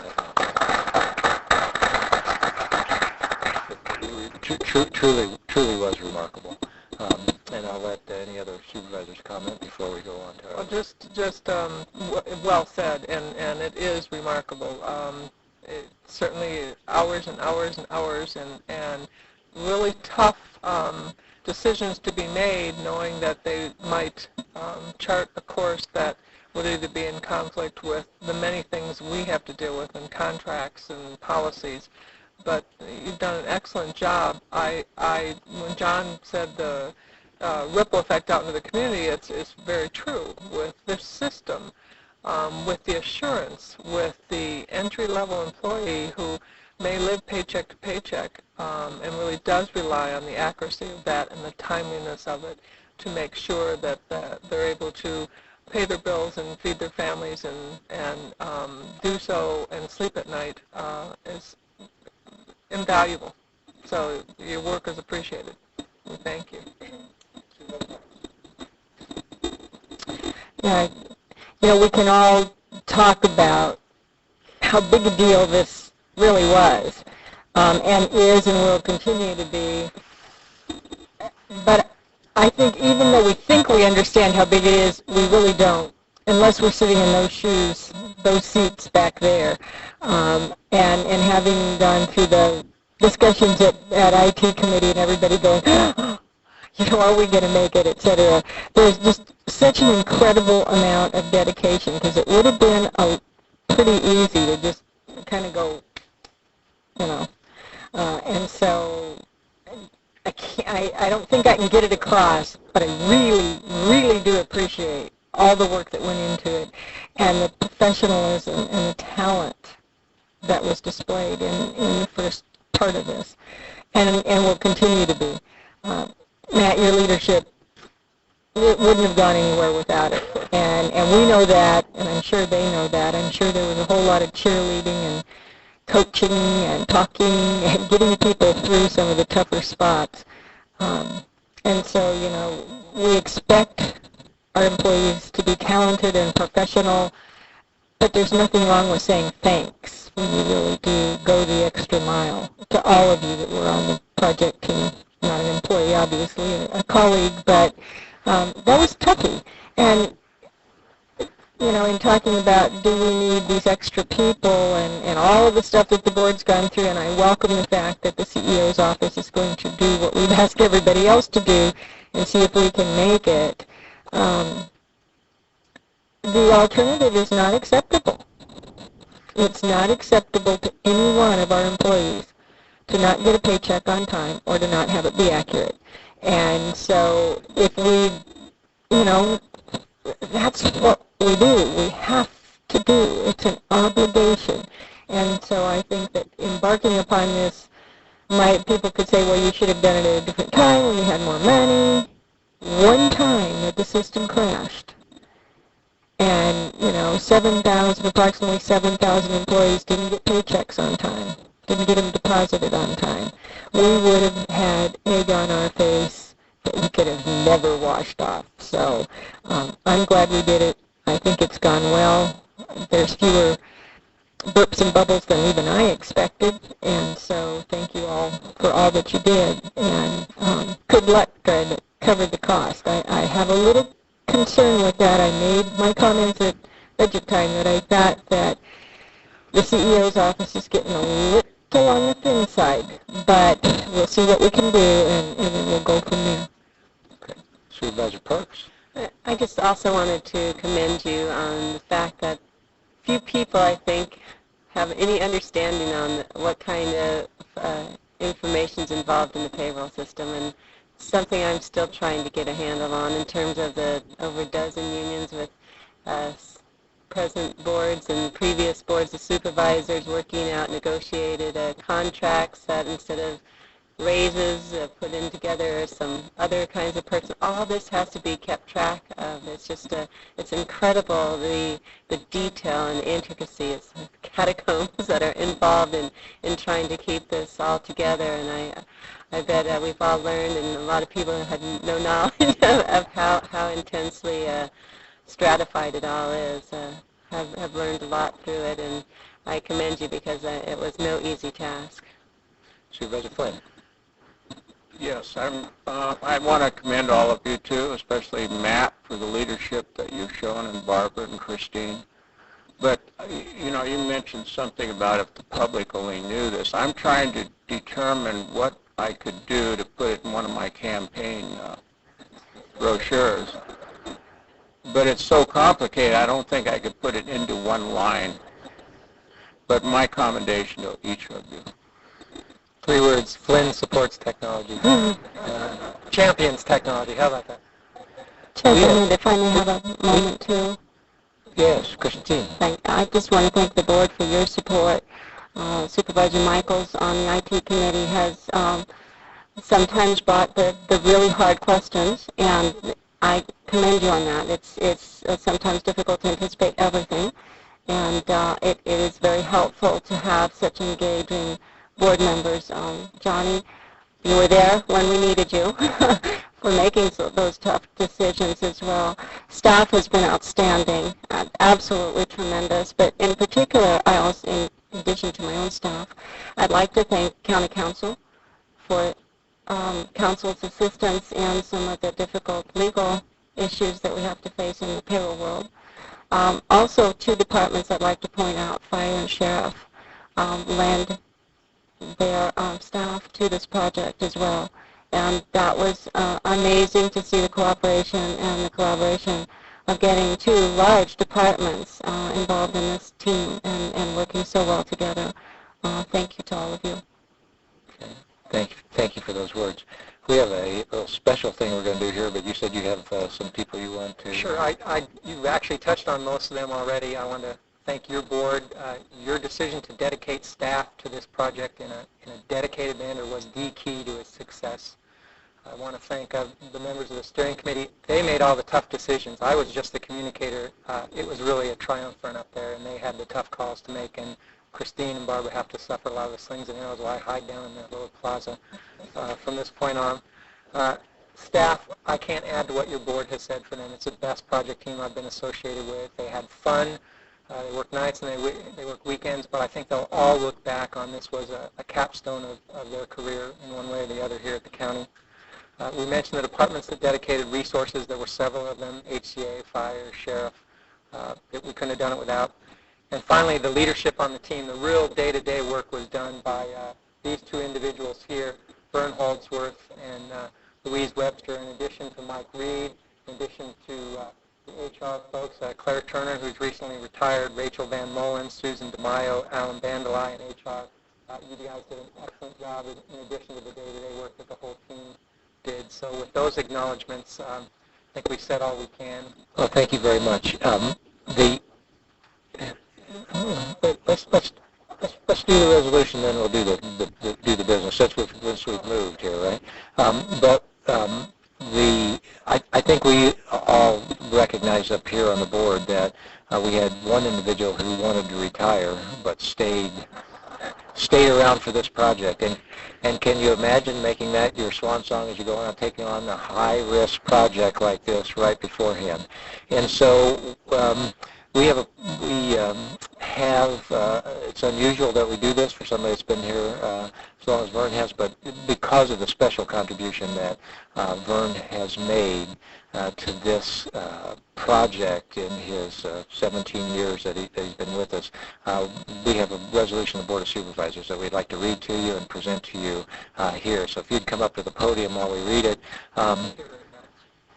Whereas Vern Holdsworth, Deputy Chief Information Officer and Director of the county's Human Resources Payroll Project, came to the county in 1988 after serving as an executive in private industry for 22 years. And whereas Vern's original assignment at the county was serving as project manager for the county's land tax systems, where he successfully directed the completion of the county's land tax system redevelopment project. And whereas in 1990, as a result of his success as a project manager, Vern was promoted to head ISD's Systems and Programming Division, where over the next 10 years he successfully directed the efforts of 80 county technologists, oversaw the county's Year 2000 remediation project, and managed the implementation of the county's new generation of financial systems. And whereas in 2003, Vern not one to rest on his past accomplishments, volunteered to direct the county's PeopleSoft Human Resources and Payroll System replacement project at a time in his career when most individuals would be reluctant to undertake such a challenging assignment.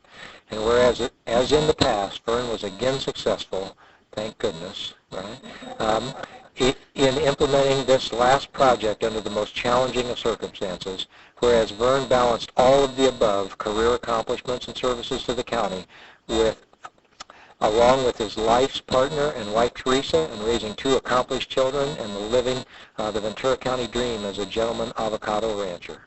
Now therefore be it resolved that on the occasion of his retirement from 17 years of county service, the Board of Supervisors of Ventura County acknowledges Vern Halsworth's consistent record of successes, recognizes his lasting legacy in leaving the county with sound and effective information systems, and wishes him the best of luck and good health in his future endeavors. And we really appreciate it, and we'd love to hear a few words of wisdom from you as you are leaving us, Vern. Well, thank you very much. This was totally unexpected, this presentation, but I really would like to the chair and the members of the board, Mr. Johnson, for helping us guiding through this particular project. This was, as you have indicated, most difficult. It also was a lot of fun. And what we really appreciated is the team the county was able to put together in putting this system into place. Quite frankly, I, almost like Matt, I basically directed the group. All these folks behind me really are the heroes. They have done yeoman's work. They worked day and night. They went through all these 90,000 different rules we had in time and labor and dissected them so we were able to recreate them into new system. I'm so proud of this group. It's unbelievable. In all my years in business, I never really had the experience of such a group. The teamwork was outstanding and continues to be outstanding. Even so, we are basically ending the project right now by the end of this month. I'm sure we are in different locations. I'm sure they still will get together and meet quite often to identify whatever issues and problems they need to resolve. So there was tremendous camaraderie in this team, and I really appreciated all the good work they have done. And I really like to thank again your board, and especially the steering committee, Christine, Cohen, Robert, Janae, and Matt, for the tremendous support we received from all of you in order to get us through this particular project. And I'm very happy to leave at this particular time, realizing that we actually have implemented, and the journey has not ended. System like that, the journey is just beginning. And there are so many functions and features in this particular system we have yet to touch that will take some time really to get totally involved into the system, get it totally implemented, and really reap the benefits. Now is the time to start reaping the benefits. We have done the hard part of implementing all the basic parts of the system. Now is the time to reap the benefits. And as Matt indicated, there are quite a number of benefits we can reap. So thank you very much. Appreciate it.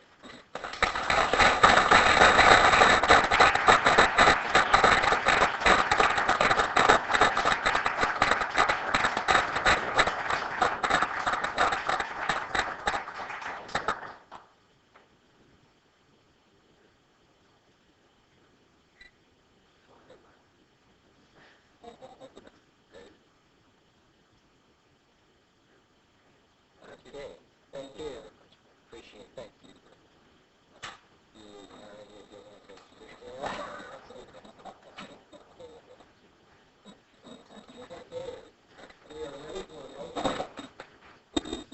Move approval. So that's items 1 through 7, All recommendations. except for 6. 6. Why? What did we take 6 out? Financial transactions. Oh, right. How do we? It's 8, not 6. Put your glasses on. Okay. What was this discussion about glasses earlier and fonts and all of those things? Okay. Moving and seconding for items 1 through 7. 1 through 7. Do we have any objections to the motion? Seeing none, items 1 through 7 pass. Now we're ready for a motion on item 8. So, are you saying we don't do the motion? No, that was that's the amended portion of not making a transfer. They're going to absorb it in there. Great. All right. Gotcha. And we'll come back to you. Right. Gotcha. All right. You know, I can't sit at the IT committees anymore and threat and burn. You can't leave, not yet. We wish you well, and thank you. How about one more hand for all of the people on the team?